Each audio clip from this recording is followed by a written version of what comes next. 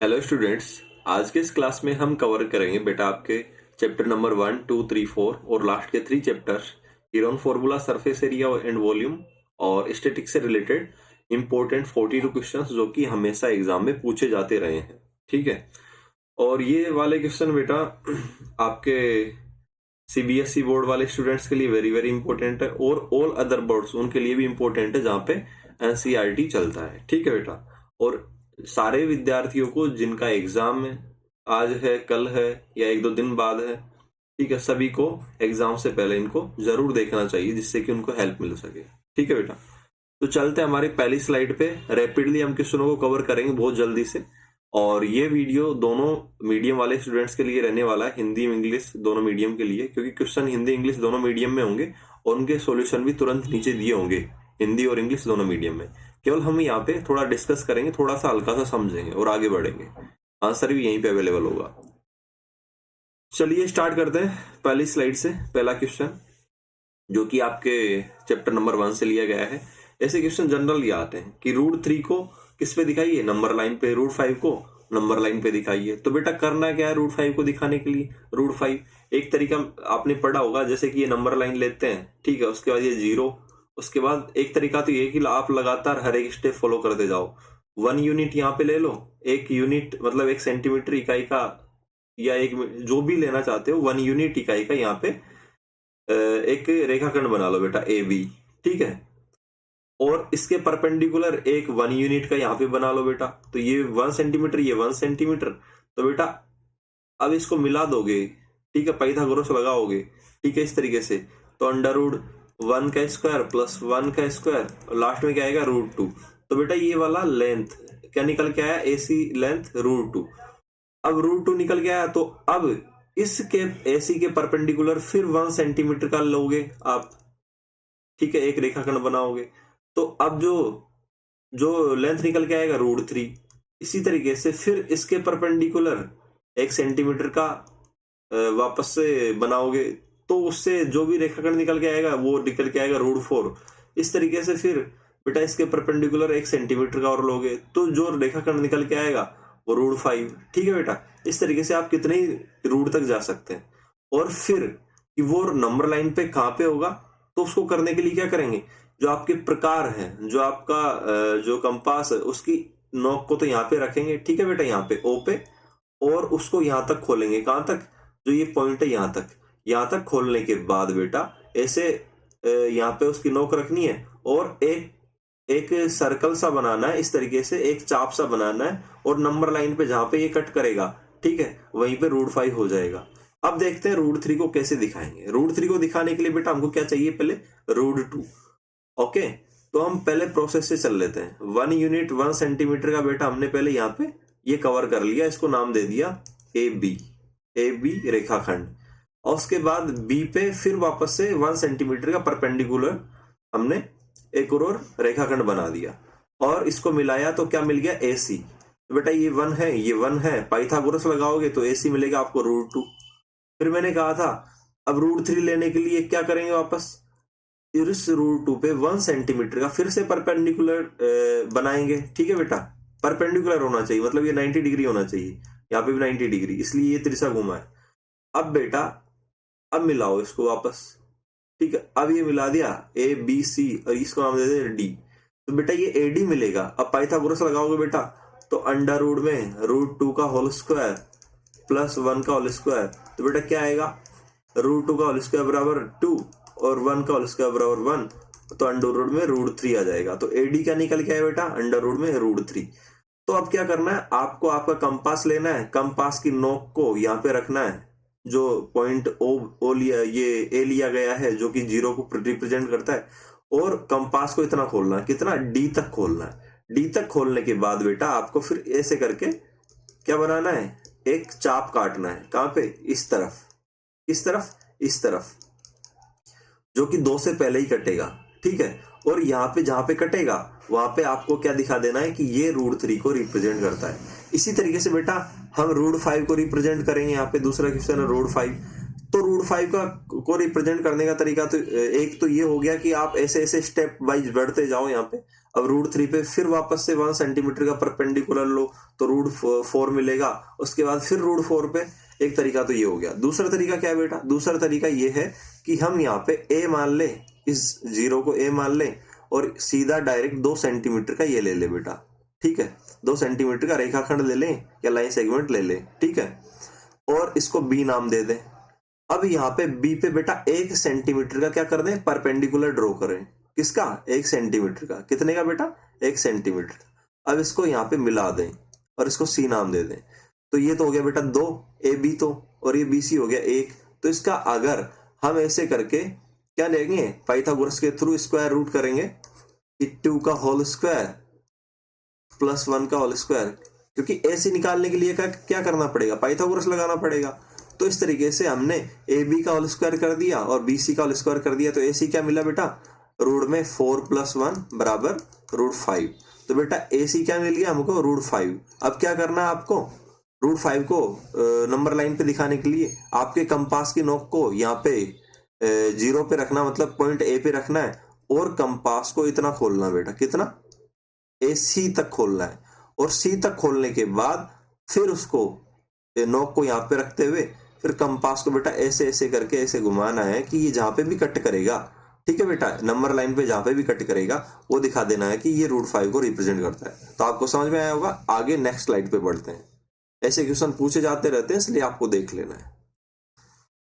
सबसे इंपॉर्टेंट और सबसे आसान क्वेश्चन है रेशनलाइजेशन डिनोमिनेटर का, क्योंकि यहाँ पे सिर्फ और सिर्फ डिनोमिनेटर दिया है तो डिनोमिनेटर का करेंगे। डिनोमिनेटर क्या होता है बेटा? हर।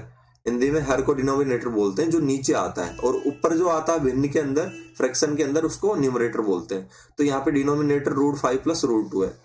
तो हमेशा रेशनलाइजेशन करने के लिए, प्रमेय करने के लिए जिस भी चीज का किया जाता है, जैसे कि यहाँ पे किसका किया जा रहा है बेटा? इसका क्या नाम है? डिनोमिनेटर का किया जा रहा है, मतलब हर का किया जा रहा है। तो क्या करेंगे? एज इट इज उसको लिखेंगे रूट 5 + रूट 2, और बेटा केवल और केवल ये वाला चिन्ह बदलते हुए ऊपर नीचे सेम संख्या से गुणा कर देंगे।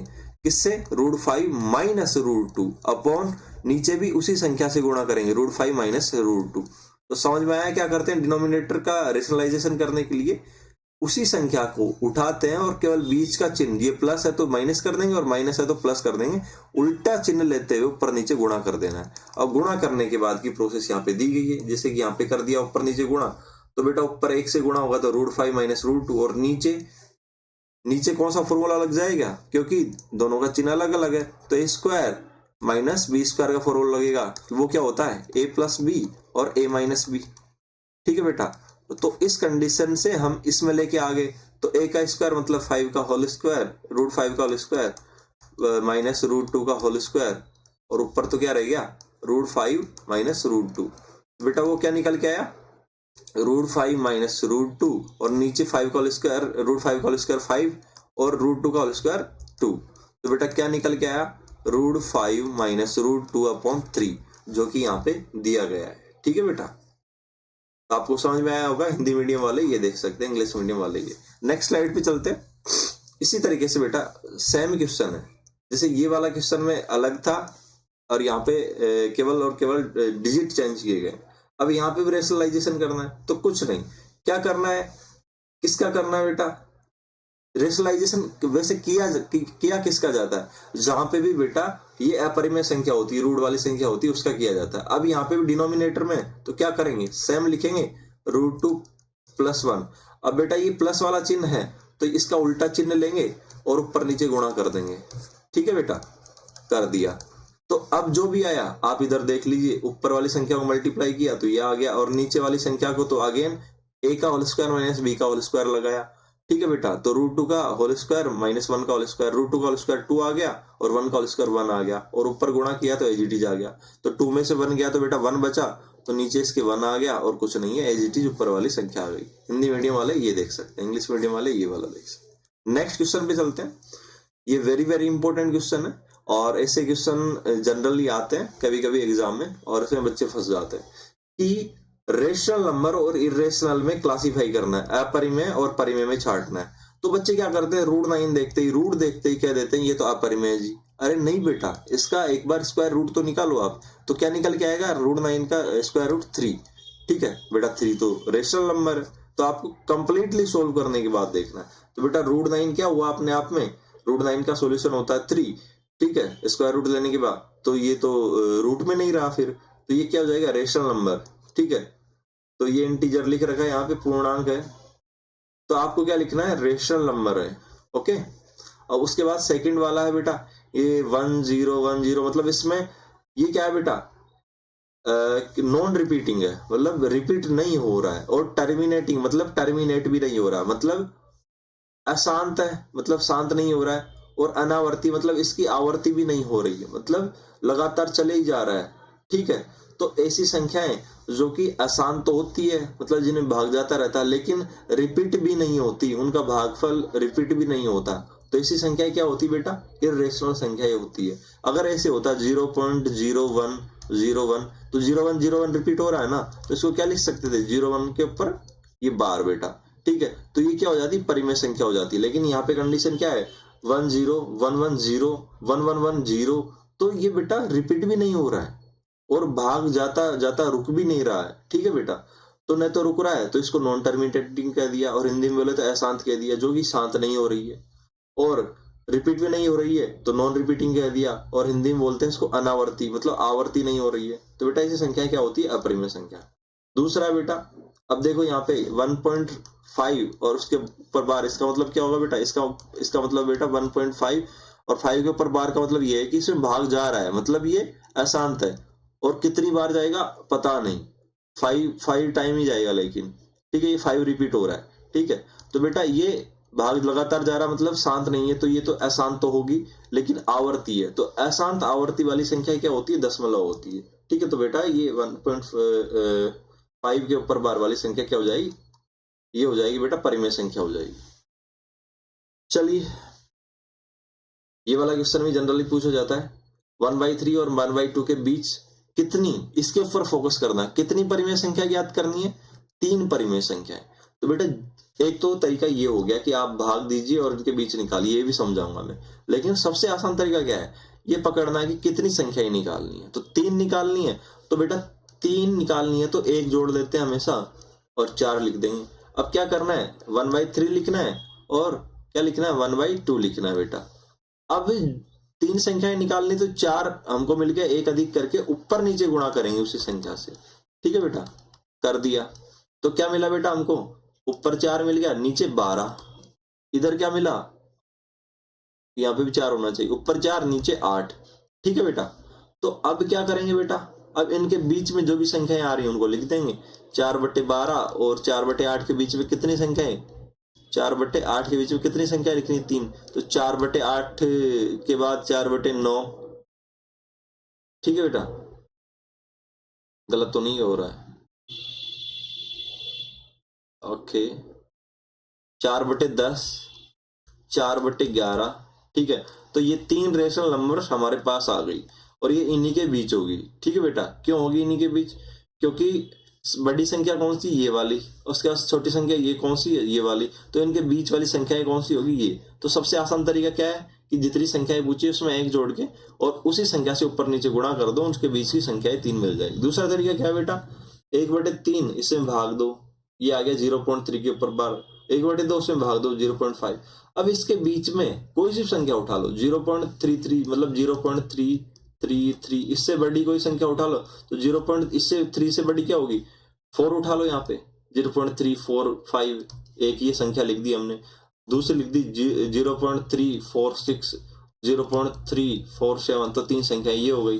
तो इसका आंसर फिक्स नहीं है, कुछ भी हो सकता है आप, क्योंकि 2 परिमेय संख्याओं के बीच में यहाँ पे तो 3 ही संख्याएं पूछी है, लेकिन वास्तव में कितनी होती है एक्चुअल में बेटा, अनंत संख्याएं होती है, इन्फिनिटी संख्याएं होती है। इसी तरीके से 2 परिमेय संख्याओं के बीच में इन्फिनिटी परिमेय संख्याएं भी होती है और इन्फिनिटी अपरिमेय संख्याएं भी होती है। अगर आपका क्वेश्चन ये होता है, यहाँ पे तो परिमेय संख्या पूछा है कि इन्हीं 2 परिमेय संख्याओं के बीच में क्या बताना है, 3 या 4 अपरिमेय संख्याएं बतानी है, तो बेटा फिर ये वाला मेथड काम में नहीं आएगा, फिर ये वाला ही आएगा। आपको ऐसे भाग दे लेना है, भाग देने के बाद अपरिमेय संख्या क्या होती है, जो कि क्या नाम है, लगातार भाग भी जाए और रुके नहीं। तो अपरिमेय संख्या निकाल के बताता हूं मैं। हमको क्या मिला, एक तो 0.3 बार मिल गया भाग देने पे, और एक मिल गया 0.5। ठीक है बेटा, अब इन्हीं के बीच में कितनी, चलो 3 ही निकाल के बता देता हूं मैं, आप इन्फिनिटी कितनी भी निकाल सकते हैं। 3 अपरिमेय संख्याएं निकाल के बताता हूं। तो इससे बड़ी लेनी है 0.4 ले लेते हैं। तो अपरिमेय बनाने के लिए क्या करेंगे, बस रोकना नहीं है, रिपीट नहीं करना है। 4 3 2 1 0 1 5 7 और ऐसे करते हुए इन्फिनिटी का चिन्ह बना देता है। इस तरीके से दूसरे लिख लेते हैं 0. इससे बड़ी लिखेंगे 4 4, क्योंकि एक डिजिट बढ़ा दो बस, 4 4 5 6 5 1 0 2 3 ऐसे करके, फिर ये भी रिपीट नहीं होगी, ऐसे करके दिखाना है। और उसके बाद अगली एक संख्या और ले ली 0.45, इससे बड़ी ले लीजिए 5 6 1 0 5 2 3 7 9, मतलब रिपीट नहीं होनी चाहिए। तो हो गई 3 अपरिमेय संख्याएं। ठीक है बेटा, तो इस तरीके से आप परिमेय संख्या अपरिमेय संख्या निकाल सकते हैं। और परिमेय संख्या निकालने के लिए क्या करना है, ऐसे नहीं करना है कि इनको अनलिमिटेड बना देना है, बस यहीं पे रोक देना है पूरा पूरा। ठीक है बेटा, चलिए नेक्स्ट क्वेश्चन है कि दशमलव प्रसार करना है। तो कुछ नहीं बेटा, इसके लिए क्या करना है, जो 13 है उसमें 3125 से भाग देना है। और 3125 से कैसे भाग देंगे, और भाग देना आपको आना चाहिए कि पहले एक बार नहीं गया तो पॉइंट लगाया, फिर 130 में नहीं गया तो फिर जीरो लगाया, फिर 1300 में नहीं गया फिर जीरो लगाया, फिर 13000 में दिया 4 बार गया। इस तरीके से आपको भाग देना है और कुछ नहीं है। ठीक है बेटा, हिंदी और इंग्लिश दोनों में समझाया गया है। तो दशमलव प्रसार कैसे लिखते हैं बेटा, भाग देके बस जहां तक भाग जा रहा है वहां तक लिख दीजिए, और यहां तक 6 बार तक यहाँ पे पूरा पूरा भाग चला जाएगा। इसलिए ये क्या हो गया बेटा, शांत हो गया। तो शांत संख्याएं कौन सी होती है, परिमेय संख्याएं होती है। अब दूसरा है, ये वेरी वेरी इंपॉर्टेंट क्वेश्चन है। 5 की पावर 1/4 और 5 की पावर 1/2 दोनों को मल्टीप्लाई में दे रखा, सरल कीजिए। एक लाइन का क्वेश्चन है और 2 नंबर का आता है। बेटा जब बेस सेम होते हैं, ठीक है, और पावर अलग अलग होती है, तो पावर जुड़ जाती है। तो क्या होगा, बस बेस रह जाएगा 5 और उसकी पावर ये वाली है 1/4 और दूसरी वाली है 1/2, ये जुड़ जाएगी। काफी बच्चे इतने बेवकूफ होते हैं, ऐसा जोड़ने के बाद फिर यहीं पे छोड़ देते हैं। बेटा एलसीएम भी तो लेना है, तो एलसीएम क्या होगा, 4 और 2 का 4 हो जाएगा। और जब अब आपको आता ही होगा, अब ऊपर 4 से 4 कट जाएगा तो 1 रहेगा। अब 4 को 2 से डिवाइड करेंगे 2 बचेगा, 2 को 1 से मल्टीप्लाई करेंगे ऊपर 2 आ जाएगा। तो 5 की पावर 1 और 2 ऐड करा बेटा तो 3 आया अपन 4, तो 5 की पावर 3/4 इसका आंसर होगा। तो दूसरा तरीका क्या है इसको लिखने का, दूसरा तरीका ये है कि 5 की पावर 3 तो है ही, लेकिन जो देखो जैसे कि 5 की पावर 1/2 है, उसको हम क्या लिखते हैं, ऐसे 5 करके रूट लगा के और यहाँ पे 2 को लिख देते हैं। और 5 की पावर 1/3 हो तो उसको कैसे लिखेंगे, वही 5 के ऊपर रूट लगा के 3 को ऐसे लिख देंगे। ऐसे 5 की पावर 1/4 हो तो उसको कैसे लिखेंगे, 5 के ऊपर रूट लगा के और ऐसे 4 को लिख देंगे। तो बेटा यहाँ पे 5 की पावर ऊपर वाली तो 3 है, तो ऊपर वाली पावर को 3 को एज लिख दिया, लेकिन ये वाली नीचे वाली पावर तो 1/4 है ना, तो इसको आगे लिख देंगे। तो इसलिए हम इसको ऐसे भी लिख सकते हैं, ऐसे भी लिख सकते हैं। तो दोनों आंसर यहाँ पे समझाए गए हैं बेटा, तो आप देख लीजिए। नेक्स्ट क्वेश्चन है, ये वेरी वेरी इंपॉर्टेंट क्वेश्चन है। इस टाइप के दो मतलब 2-3 तरीके के क्वेश्चन आते रहते हैं। ठीक है बेटा, 0.6 है, उसको फ्रैक्शन के रूप में लिखना है। किसके रूप में, फ्रैक्शन के रूप में। तो बेटा इसको सोल्व करने के लिए पहले क्या करते हैं, x बराबर 0.6 बार मान लेते हैं। हमेशा क्या मानते हैं, x बराबर लेट x इक्वल टू, उसके बाद इसको थोड़ा बढ़ा के लिखते हैं 0.666, क्योंकि ओपन भी तो करना है। बार का मतलब क्या है, अनलिमिटेड टाइम। अब बेटा कितने पे बार है, केवल एक पे बार है, तो जितने पे बार होगा उतना ही जीरो लेके मल्टीप्लाई करेंगे। तो जितने पे बार है, यहाँ पे एक पे बार है तो 10 से गुणा करेंगे, 2 पे होता तो 100 से करते। तो बेटा दोनों तरफ किससे गुणा करेंगे, 10 से गुणा करेंगे। 10 से गुणा करने पे 10x और यहाँ पे क्या जाएगा 6.666 ऐसे करके डैश डैश डैश। अब बेटा इसको समीकरण नंबर 1, इसको समीकरण नंबर 2। अब क्या करेंगे ऐसी कंडीशन में, कोई सा भी क्वेश्चन हो, ठीक है, ऐसे ही करते हैं। अगर यहाँ पे बार 3 संख्याओं पे होता तो बेटा क्या करते, 3 संख्याओं पे होता तो 1000 से गुणा करते, 4 पे होता तो 10,000 से गुणा करते। लेकिन पहला स्टेप तो सेम ही रहेगा, तो जो भी 10,000 या 1000 से गुणा करने पे यहाँ पे 10 से किया है, उसके बाद जो भी समीकरण मिलता है उसमें से किसको पहले वाले समीकरण को घटाते हैं, समीकरण 2 माइनस 1 से। तो 10x minus x equals to 6.666 minus 0.6। तो वो घटाएंगे तो बेटा क्या आएगा 9x, और यहाँ पे घटाएंगे तो क्या, ये 666 मैंने गलत लिख दिया ऐसे करके। बेटा ये डैश डैश डैश लिखना है, ये इंपॉर्टेंट है। तो बेटा ये डैश डैश डैश सेम है दोनों में, तो क्या नाम है, इससे क्या उड़ जाएगा, ये वाला उड़ जाएगा और क्या बचेगा 6 बचेगा।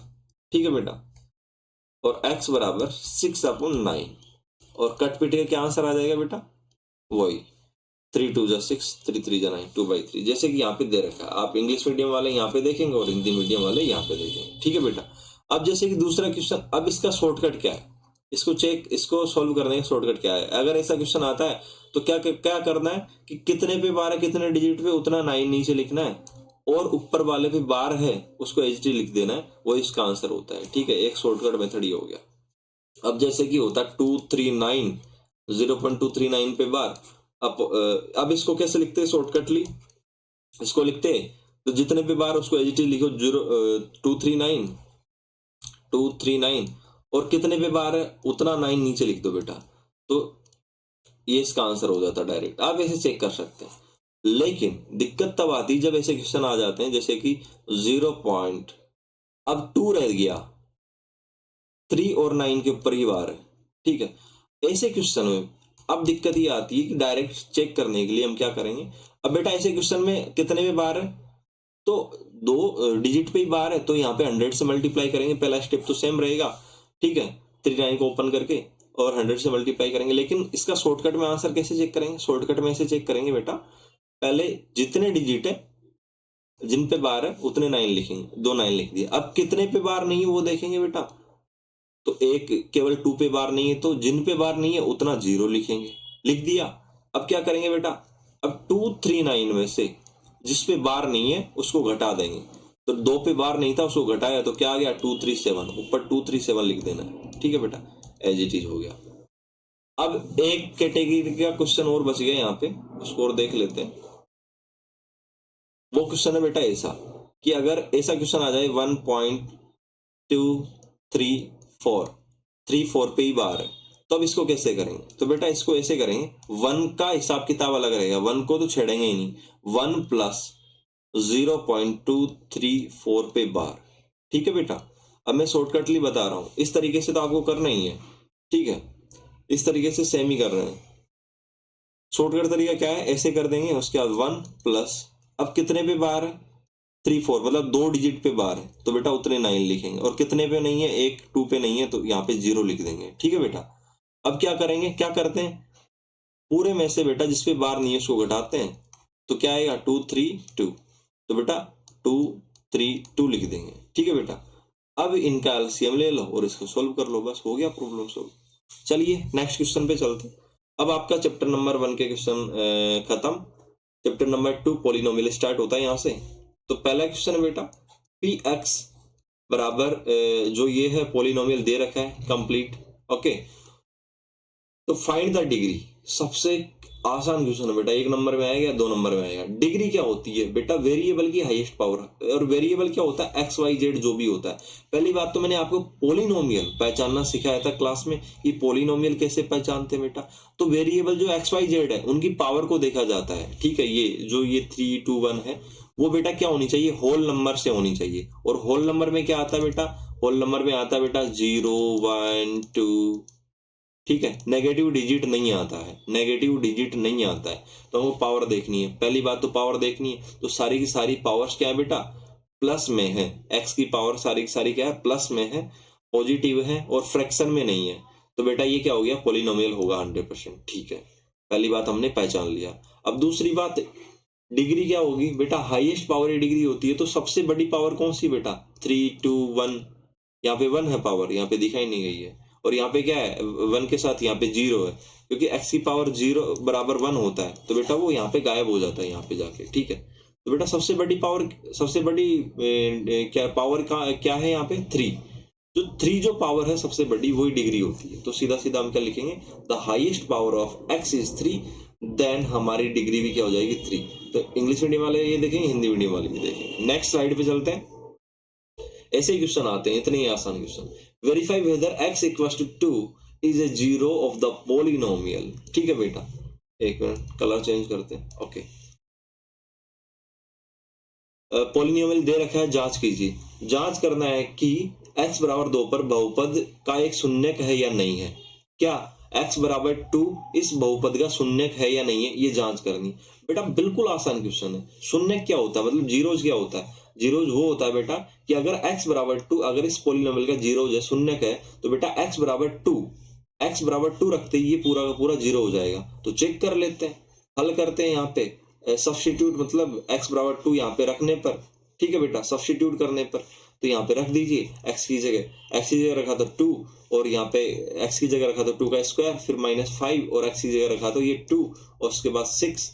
और बेटा अब जो ये कैलकुलेशन हो उसको करते हैं। 2 का स्क्वायर 4, 5 इंटू 10 -10 प्लस 6। अब बेटा इनका टोटल सम किया तो 0 आ गया। अब 0 आ गया तो वेरीफाई तो करना था, 0 आता है नहीं आता है। तो 0 आया तो हम क्या कहेंगे, यस x बराबर 2 एक 0 होगा किसका, इस पॉलिनोमियल का। मतलब यहाँ पर x बराबर 2 एक शून्य होगा। अब आप सोच रहे होंगे बेटा यहाँ पे 0 नहीं आता, तो 0 नहीं आता तो यहाँ पे लिखते नो, x बराबर 2 इज नॉट इज 0, मतलब x बराबर 2 यहाँ पे एक शून्यक नहीं है। ठीक है बेटा, इतना ही आसान था। चलिए नेक्स्ट स्लाइड में फैक्टराइज करना। अब बेटा इसमें क्या ही बताना, फैक्टराइज कैसे करते हैं कि मल्टीप्लाई करने पे तो ये दोनों को मल्टीप्लाई करते हैं, 10x² आना चाहिए, और बेटा प्लस करने पर क्या आना चाहिए, प्लस का 7x आना चाहिए। तो आप दिमाग लगाइए क्या होता है। तो 5x और 2x को मल्टीप्लाई करेंगे, ठीक है बेटा, मल्टीप्लाई करेंगे तो क्या आएगा, 10x², ये आ जाएगा। ठीक है, और जोड़ेंगे तो बेटा क्या आना चाहिए था, 7x, तो जोड़ेंगे तो बेटा 7x आ जाएगा। तो हमने बीच वाली इसको बेटा इस तरीके से दो हिस्सों में तोड़ दिया ना, कि अगर इसको ऐसे तोड़ के लिखेंगे 5x प्लस 2x के रूप में, तो चेंज कुछ नहीं होगा इस पॉलिनोमियल में, आएगा तो वही जुड़ के 7x, लेकिन फैक्टराइज हो गया। तो इस तरीके से हमने इसको फैक्टराइज किया, x² प्लस 7x प्लस 10। तो कैसे करते हैं फैक्टराइज, आपको पता होगा, x² प्लस इसको फैक्टराइज किया तो 5x प्लस 2x लिख दिया। और ऐसा ही क्यों लिखा, क्योंकि ये इसको वेरीफाई कर रहा है कि गुणा करने पर तो बेटा क्या आ रहा है, 10x² और जोड़ने पर 7x आ रहा है। अब क्या करते हैं हम, पहले स्टेप में से x कॉमन लिया तो बेटा x बचा और 5 बचा अंदर। दूसरे में से क्या कॉमन लेंगे, 2 कॉमन आ रहा है, जो कॉमन आ रहा है वो ले लेते हैं। x बचा अंदर 5 बचा। अब बेटा हमारे पास दो स्टेप बन गए, एक तो ये और एक ये, दोनों में क्या कॉमन है, x प्लस 5 कॉमन है, तो दोनों स्टेप में से x प्लस 5 कॉमन लिया। ठीक है बेटा, तो पहले स्टेप में x प्लस 5 हटा तो x बचा, और दूसरे में भी x प्लस 5 हटा तो 2 बचा। तो इस तरीके से बेटा दो ये फैक्टर हमको मिल जाते हैं। यहाँ पे इंग्लिश मीडियम वाले यहाँ पे देखेंगे, हिंदी मीडियम वाले यहाँ पे, और वैसे दोनों के लिए ये वाला देखना उचित होगा। ठीक है, यहाँ पे हो सकता है कंफ्यूजन। नेक्स्ट स्लाइड पे चलते हैं। गुणनखंड प्रमेय का प्रयोग करना है, ठीक है, और जांच करनी है आपको कि x-1 का एक गुणनखंड है या नहीं है। बेटा वही बात आ गई, अभी यहाँ पे क्या आया था, शून्यक है या नहीं है। ठीक है, जो जीरोज होता है बेटा, जैसे कि x बराबर 2, अगर इसका जीरोज है तो x बराबर बराबर के इधर 2 को लेके आएंगे तो x बराबर -2 हो जाएगा। देखो x बराबर 2 है, और अगर मैं 2 को इधर ट्रांसफर करता हूं तो क्या मिलेगा हमको, x -2। तो बेटा जो जीरोज होता है उसको अगर इधर ट्रांसफर कर लेते हैं और जो मिलता है वही उसका क्या होता है, फैक्टर होता है। तो अगर वेरीफाई करवाए कि शून्य है या नहीं है तो डायरेक्टली लिख देना है। और बेटा अगर ऐसे वेरीफाई करवाता x-2 इसका फैक्टर है या नहीं, तो बेटा x-2 बराबर 0 लिखते और x बराबर 2 रख के वेरीफाई कर लेते। सेम ही इसमें करना होगा बेटा। हमको क्या पूछा है कि x-1 इसका क्या है, एक फैक्टर है या नहीं, तो उसके लिए क्या करेंगे, x-1 इक्वल टू 0, x बराबर 1।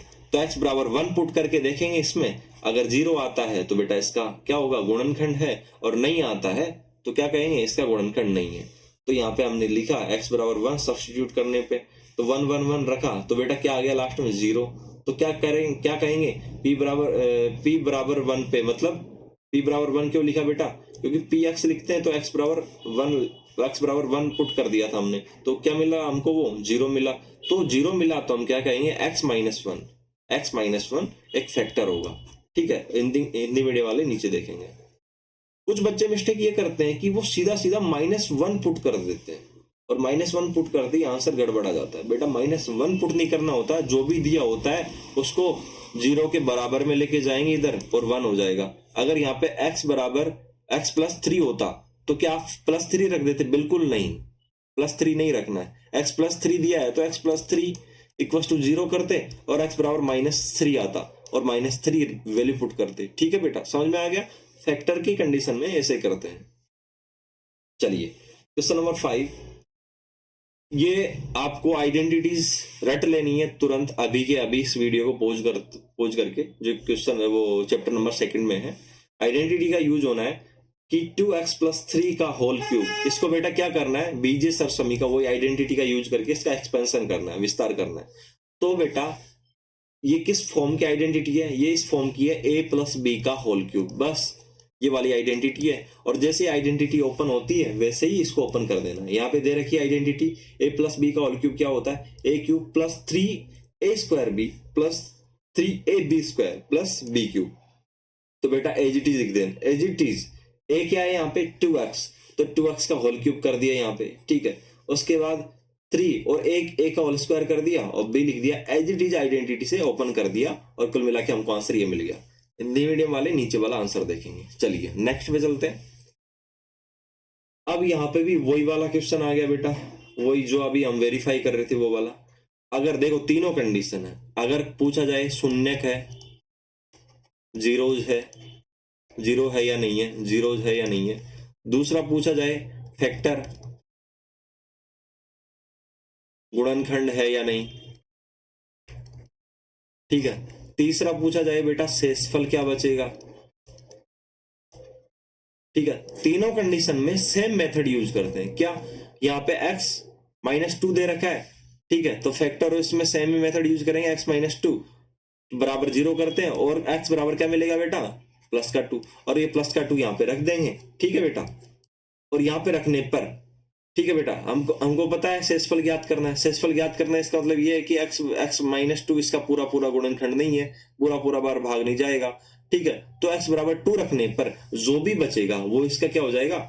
इसका शेषफल हो जाएगा, मतलब रिमाइंडर हो जाएगा, ठीक है बेटा। तो अगर ऐसी कंडीशन हो, ऐसा पॉलिनोमियल दे दिया जाए और x -2 से भाग देने की बात की जाए, डिवाइड करने की बात की जाए और रिमाइंडर निकालने की बात की जाए, तो आपको भाग नहीं देना है, उसको डिवाइड नहीं करना है। x -2 बराबर 0 करना है और x बराबर 2 आपको मिल जाएगा। यहाँ से x -2 बराबर 0 करना है तो क्या मिलेगा? x बराबर 2। तो 2 को किस में पुट कर देना है बेटा? रिमाइंडर थ्योरम से 2 को इसमें पुट कर देना है, ठीक है। तो पुट करने पर जो भी वैल्यू मिलेगी, यहाँ पे क्या मिला? सॉल्यूशन करने पर -8, तो -8 ही इसका रिमाइंडर हो जाएगा। हिंदी मीडियम वाले ये देखेंगे। तो आपको समझ में आया होगा, भाग नहीं देना होता, रिमाइंडर थ्योरम का यूज करना होता है। और जो भी दिया होता है यहाँ पे, अगर x + 4 दिया होता तो बेटा उसको 0 के बराबर करते, x बराबर -4 आता और -4 ही फिर इसमें पुट करते, ठीक है बेटा। यहाँ पे x -2 है तो यहाँ पे +2 निकल के आएगा x बराबर, तो उसको पुट किया हमने। चलिए नेक्स्ट क्वेश्चन पे चलते हैं। अब यहाँ पे भी सेम ही क्वेश्चन है बेटा। देखो ये सारे क्वेश्चन मैंने अभी बताए थे, तीन चीजें। और अगर k का वैल्यू पूछा जाए, k का वैल्यू क्या होगा, तो उसमें बेटा सेम ही प्रोसेस करना है। अगर ऐसा दिया है तो बेटा सेम एज इट इज बराबर 0 करके वो रखना है। ये चारों क्वेश्चन में सेम ही प्रोसेस फॉलो करना है, ठीक है बेटा। इसमें शून्य वाले में डायरेक्ट दिया ही होता है x बराबर 2 शून्य है या नहीं, तो डायरेक्ट x बराबर 2 में दिया है तो डायरेक्ट लिख देंगे। लेकिन अगर इस तरीके से x -2 x + 4 ऐसे दिया है तो बराबर 0 करके x का वैल्यू निकाल के सीधा पुट करेंगे। तो k वाले क्वेश्चन में भी यही करना है कि k if find the value of k if x -1 is a factor of this, ठीक है। अगर फैक्टर है तो बेटा वो क्या नाम है, अगर ये x -1 इसका फैक्टर है तो x -1 बराबर 0, x बराबर 1 इसका 0 होगा।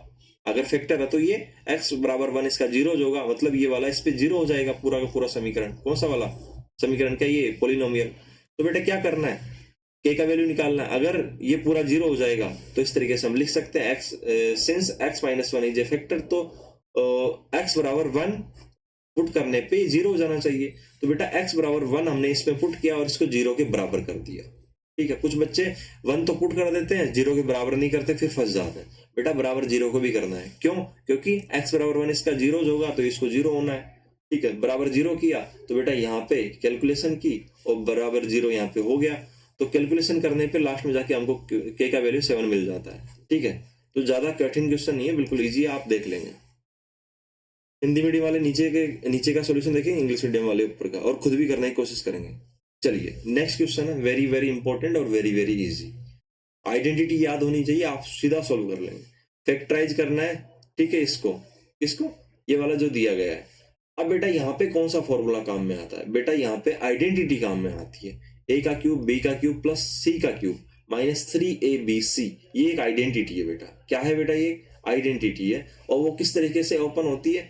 ए cube plus B cube plus C cube -3abc बराबर A plus B plus C. ये याद ही कर लेनी है आपको, A cube plus B cube plus C cube. ठीक है, जो आइडेंटिटी है -3abc, वो किस तरीके से ओपन होगी? वो होगी A plus B plus C और ब्रैकेट में A square plus B square plus C square minus, अब टू ए भी नहीं आएगा, -ab minus B C minus C है, इस तरीके से। इस पे बेस्ट क्वेश्चन ये भी आता है कि अगर ये 0 हो जाए तो इसका वैल्यू क्या होगा? 0 हो जाएगा, तो बेटा ये पूरा 0 हो जाएगा और ये वाला इसके बराबर हो जाएगा 3abc के, वो भी अभी हम देखेंगे। तो बेटा इसका एक्सपेंशन कैसे करना है? बस ऐसे कर देना है एज इट इज। ए क्या है यहाँ पे? अब ए क्या हो जाएगा बेटा यहाँ पे? ए क्यूब बराबर तो 3x का होल क्यूब, ऐसे आपको सोचना पड़ेगा, एक ए निकालना पड़ेगा यहाँ से। ठीक है, तो ए बराबर 3x निकला और बी बराबर y निकला और c बराबर z निकला। ए बी सी निकालने के बाद आपको इसमें से ए बी सी निकाल लेने हैं और उसके बाद क्या कर देना बेटा? इस आइडेंटिटी के इस वाले पार्ट में रख देना है, क्योंकि इसका एक्सप्रेशन ये होगा। तो इस वाले पार्ट में रखा तो एज इट इज ये मिल गया, और इस वाले पार्ट में रखा तो एज इट इज ये मिल गया, और यही इसका आंसर होगा। ठीक है, तो इस तरीके से क्या आप इसको सोल्व नहीं कर पाएंगे? मेरे हिसाब से सोल्व कर पाएंगे, लेकिन उसके पहले आपको ये वाली आइडेंटिटी याद होनी चाहिए। नेक्स्ट क्वेश्चन में भी शायद यही आइडेंटिटी यूज होगी। चलिए, हाँ बिल्कुल यही आइडेंटिटी यूज हो रही है। अगर x plus Y plus Z बराबर 0 है तो ये दिखाना है। कितना आसान है बेटा, अभी हमने आइडेंटिटी पढ़ी थी, x plus Y plus X का क्यूब प्लस वाई का क्यूब प्लस जेड का क्यूब -3xyz बराबर इसके होता है। अगर ये 0 हो जाएगा, मतलब ये वाला पार्ट 0 हो जाएगा, तो 0 इससे मल्टीप्लाई होगा, ये भी 0 हो जाएगा। अगर ये 0 हो जाएगा, पूरा पार्ट ही 0 हो जाएगा, तो बेटा अब हम इसको 3xyz को इधर ट्रांसफर करेंगे, प्लस का हो जाएगा। तो बेटा ये x plus Y plus Z बराबर 0 रखने पर क्या मिलेगा? ये वाला पार्ट इसके बराबर हो जाएगा डायरेक्टली, ये आपका आंसर होगा। ठीक है, जिन बच्चों ने पढ़ा होगा तो उनको समझ में आ रहा होगा। तो हिंदी मीडियम वाले नीचे का सॉल्यूशन देखें, इंग्लिश मीडियम ऊपर का। चलिए नेक्स्ट, फाइंड द जीरोस। ठीक है, इसके शून्य ज्ञात करना है। बेटा अगर आपको फैक्टराइज करने का बोले, ठीक है, या जीरोज के लिए बोले, ठीक है, तो दोनों में सेम ही करना बेटा। अगर फैक्टराइज के लिए बोले तो भी फैक्टराइज करना है, अगर जीरोज बोले तो भी फैक्टराइज करना, फिर उसको 0 के बराबर कर देना है। जैसे कि यहाँ पे x स्क्वायर -4x प्लस 3, इसके जीरोज याद करने हैं। तो जीरोज याद करने के लिए पहले बेटा फैक्टराइज तो करना पड़ेगा। तो मल्टीप्लाई करने पे 3x स्क्वायर आना चाहिए, क्योंकि ये दोनों को मल्टीप्लाई करने, और जोड़ने पे -4x। दिमाग लगाइए, तो बेटा कुछ नहीं है, 4x माइनस का x, अगर इन दोनों को आपस में मल्टीप्लाई करेंगे तो बेटा क्या आना चाहिए? प्लस का 3x। Okay okay okay okay okay, ठीक है, चलो माइनस का 4x, इसको कैसे ब्रेक करेंगे? इसको ब्रेक करेंगे बेटा ऐसे, 3 और 1, माइनस का 3x माइनस का, ठीक है बेटा, हो गया।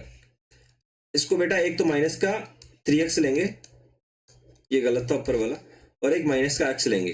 अगर इन दोनों को बेटा अगर मल्टीप्लाई करते हैं तो हमको क्या मिलेगा? वही 3x स्क्वायर, और इन दोनों को अगर जोड़ते हैं तो बेटा माइनस का 4x। तो यही तो हमको चाहिए था। तो बेटा x स्क्वायर, क्योंकि हमको फैक्टराइज ऐसे करना होता है कि इस वाली वैल्यू को फैक्टर भी कर दे और इसमें फर्क भी ना पड़े, वापस जोड़े तो वही वैल्यू आ जाए। तो माइनस का 3x माइनस का x प्लस 3, ठीक है बेटा। तो अगर इसको वापस जोड़ेंगे तो वापस से माइनस का 4x आ जाएगा। तो फैक्टराइज करेंगे, अब दोनों में से x कॉमन लेंगे, x कॉमन लिया, x माइनस 3 बच गया अंदर, और यहाँ से बेटा सेम ही चीज बनानी होती है। तो माइनस का 1 कॉमन ले लिया, माइनस का 1 कॉमन लिया, तो बेटा इससे माइनस हटेगा x, और इधर माइनस, इधर से माइनस कॉमन लेंगे, माइनस आई नहीं तो बेटा माइनस लगाना पड़ेगा, -3। तो इस तरीके से बेटा अब दोनों स्टेप्स में क्या कॉमन आ गया? x माइनस 3 कॉमन लेंगे, और उसके बाद इधर बचेगा x और इधर बचेगा 1, ठीक है बेटा। तो इस तरीके से 2 फैक्टर आ गए। अब ये तो फैक्टराइज तक की प्रोसेस कंप्लीट हो गई। अब क्या निकालने, जीरोज। तो जीरोज निकालने के लिए बेटा क्या करते हैं, इनको बराबर इक्वस टू जीरो करने पर, ठीक है, तो x minus three equals to zero और x minus one equals to zero. तो क्या निकल गया है, x बराबर 3 और x बराबर 1। तो 2 जीरोज निकल के आ गए बेटा, 3 और 1 इसके जीरोज होंगे। ठीक है बेटा, अगर फैक्टराइज करने के लिए बोलता है यहीं तक रुक जाते। चलिए अब हम चैप्टर नंबर 3 पे आते हैं, जो कि वेरी वेरी इजी है बेटा, इससे इजी कुछ नहीं हो सकता और इससे काफी क्वेश्चन आते हैं 4-5 नंबर के, तो आपको देखना है। कार्टेशियन प्लेन में आपको बेटा इन 3 पॉइंट्स को क्या करना, मार्क करना, उनके क्वाड्रेंट बताने हैं। तो बिल्कुल आसान है, पहले आपको पता होना चाहिए कार्टेशियन प्लेन क्या होता है। तो इस तरीके से हमको कार्टेशियन प्लेन बनाना होता है। ठीक है बेटा, तो ये तो पॉजिटिव एक्स एक्स होता है और ये इधर ये ओरिजिन होता है ओ, उसके बाद बेटा ये नेगेटिव का क्या होता है, एक्स एक्स होता है। ऊपर का पॉजिटिव का वाई एक्स और नीचे ये नेगेटिव का नहीं लगाएंगे बेटा, एक्स डैश बोलते हैं नेगेटिव को, और इधर नेगेटिव वाई एक्स को वाई डैश बोलते हैं। इधर 1 2 3 ऐसे चलता है, इधर -1 -2 -3 ऐसे चलता है, इधर 1 प्लस का 2 और 3 चलता है, इधर माइनस का 1 माइनस का 2 और माइनस का 3 ऐसे चलता है। ठीक है बेटा, मैंने यहाँ पे रिप्रेजेंट किया। अब 2 और 3 किस में आएगा, तो अब हमको ये देखना है कि कार्टेशियन प्लेन में जो मैंने फर्स्ट सेकंड थर्ड फोर्थ लिख रखा है, ये बेटा इनको क्वाड्रेंट या चतुर्थांश बोला जाता है। चतुर्थांश क्यों बोलते हैं, क्योंकि 4 टुकड़े हो जाते हैं और एक, तो इसको पहला चतुर्थांश बोल देते हैं, चौथा अंश बोला जाता है, मतलब चतुर्थांश का मतलब चौथा अंश, या क्वाड्रेंट इंग्लिश में बोला जाता है। तो बेटा क्वाड्रेंट इधर से इधर नहीं चलते, बल्कि एंटी क्लॉकवाइज, मतलब घड़ी ये है तो घड़ी कैसे चलती है, इस तरीके से चलती है। ठीक है बेटा, तो घड़ी का उल्टा चलता है, इसलिए इसको एंटी क्लॉकवाइज या वामाव्रत हिंदी में बोला जाता है। तो एंटी क्लॉकवाइज चलते हैं घड़ी की उल्टी दिशा में। तो बेटा ये पहला होगा, फिर इसके बाद दूसरा होगा, ये तीसरा होगा, फिर ये चौथा होगा। तो पहले में क्या होता है बेटा, y भी पॉजिटिव x भी पॉजिटिव, एक ही बार बताऊंगा, बार बार नहीं। उसके बाद सेकंड वाले में क्या होता है, सेकंड क्वाड्रेंट में बेटा y तो पॉजिटिव है लेकिन x नेगेटिव हो गया। थर्ड वाले में क्या होता है बेटा, थर्ड वाले में x भी नेगेटिव है बेटा और y भी नेगेटिव है। फोर्थ वाले में क्या होगा, x पॉजिटिव और y नेगेटिव। तो बेटा हम देखते हैं 2 और 3, मतलब पॉजिटिव पॉजिटिव किस में आते हैं बेटा, तो पॉजिटिव पॉजिटिव बेटा पहले में आते हैं। तो 2 किसको रिप्रेजेंट करता है, एक्स एक्स की वैल्यू को, और 3 वाई एक्स की वैल्यू को। ठीक है बेटा, 2 ये हो गया एक्स एक्स की वैल्यू पे और 3 ये हो गया वाई एक्स की वैल्यू पे।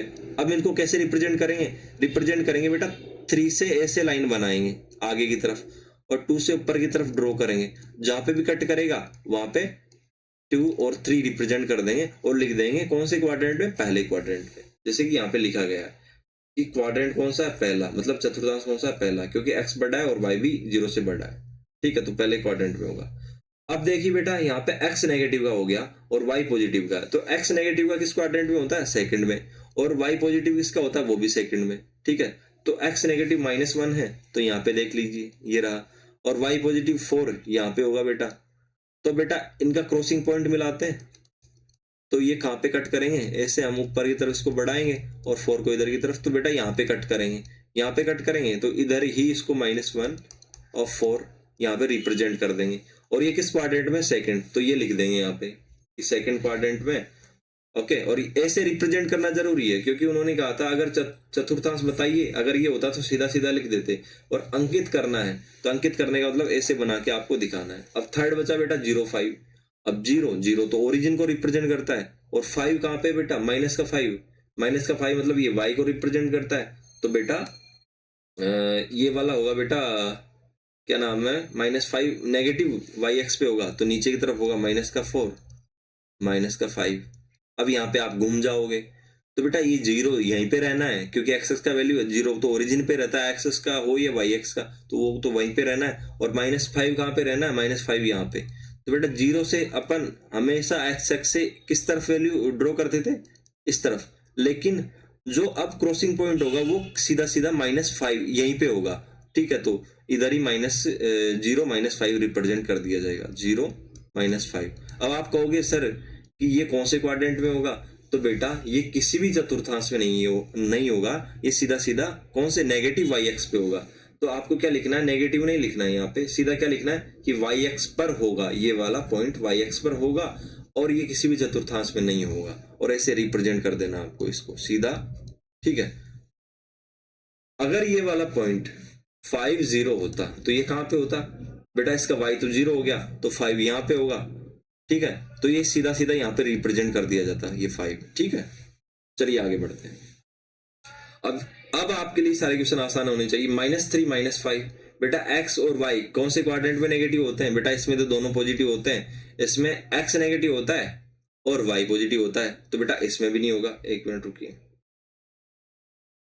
Okay okay. दोनों नेगेटिव किसमें होते हैं बेटा? थर्ड क्वाड्रेंट में, क्योंकि x डेस इधर आता है और y डेस इधर आता है। तो बेटा -3 किसको रिप्रेजेंट कर रहा है? x एक्स की वैल्यू को। तो -1 इधर होगा, -2 इधर होगा, -3 इधर होगा, तो -3 इधर होगा। -5 किधर होगा? इस पे -1 -2 -3 -4 -5, -5 इधर होगा। अब कैसे रिप्रेजेंट करते हैं बेटा? ऐसे इस तरीके से ऊपर की तरफ ड्रॉ करते हैं और इधर इस तरीके से ड्रॉ करते हैं, और जहां पे भी क्रॉस करता है बेटा उधर ही एक ऐसा गोला लगा के -3 और -5 रिप्रेजेंट कर देते हैं। और किस चतुर्थांश में? केवल यहाँ पे चतुर्थांश पूछा था, रिप्रेजेंट नहीं करना था, तो हमने तो केवल आपके इन्फॉर्मेशन के लिए बता दिया। तो -3 -5 किस चतुर्थांश में? थर्ड में। तो आप सीधा अगर आंसर ये लिख देते कि -3 ऋणात्मक है और -5 भी ऋणात्मक है, तो ये दोनों किस में होंगे? थर्ड चतुर्थांश में, थर्ड क्वाड्रेंट में। तो आपको सीधा नंबर मिल जाता है, ठीक है। नेक्स्ट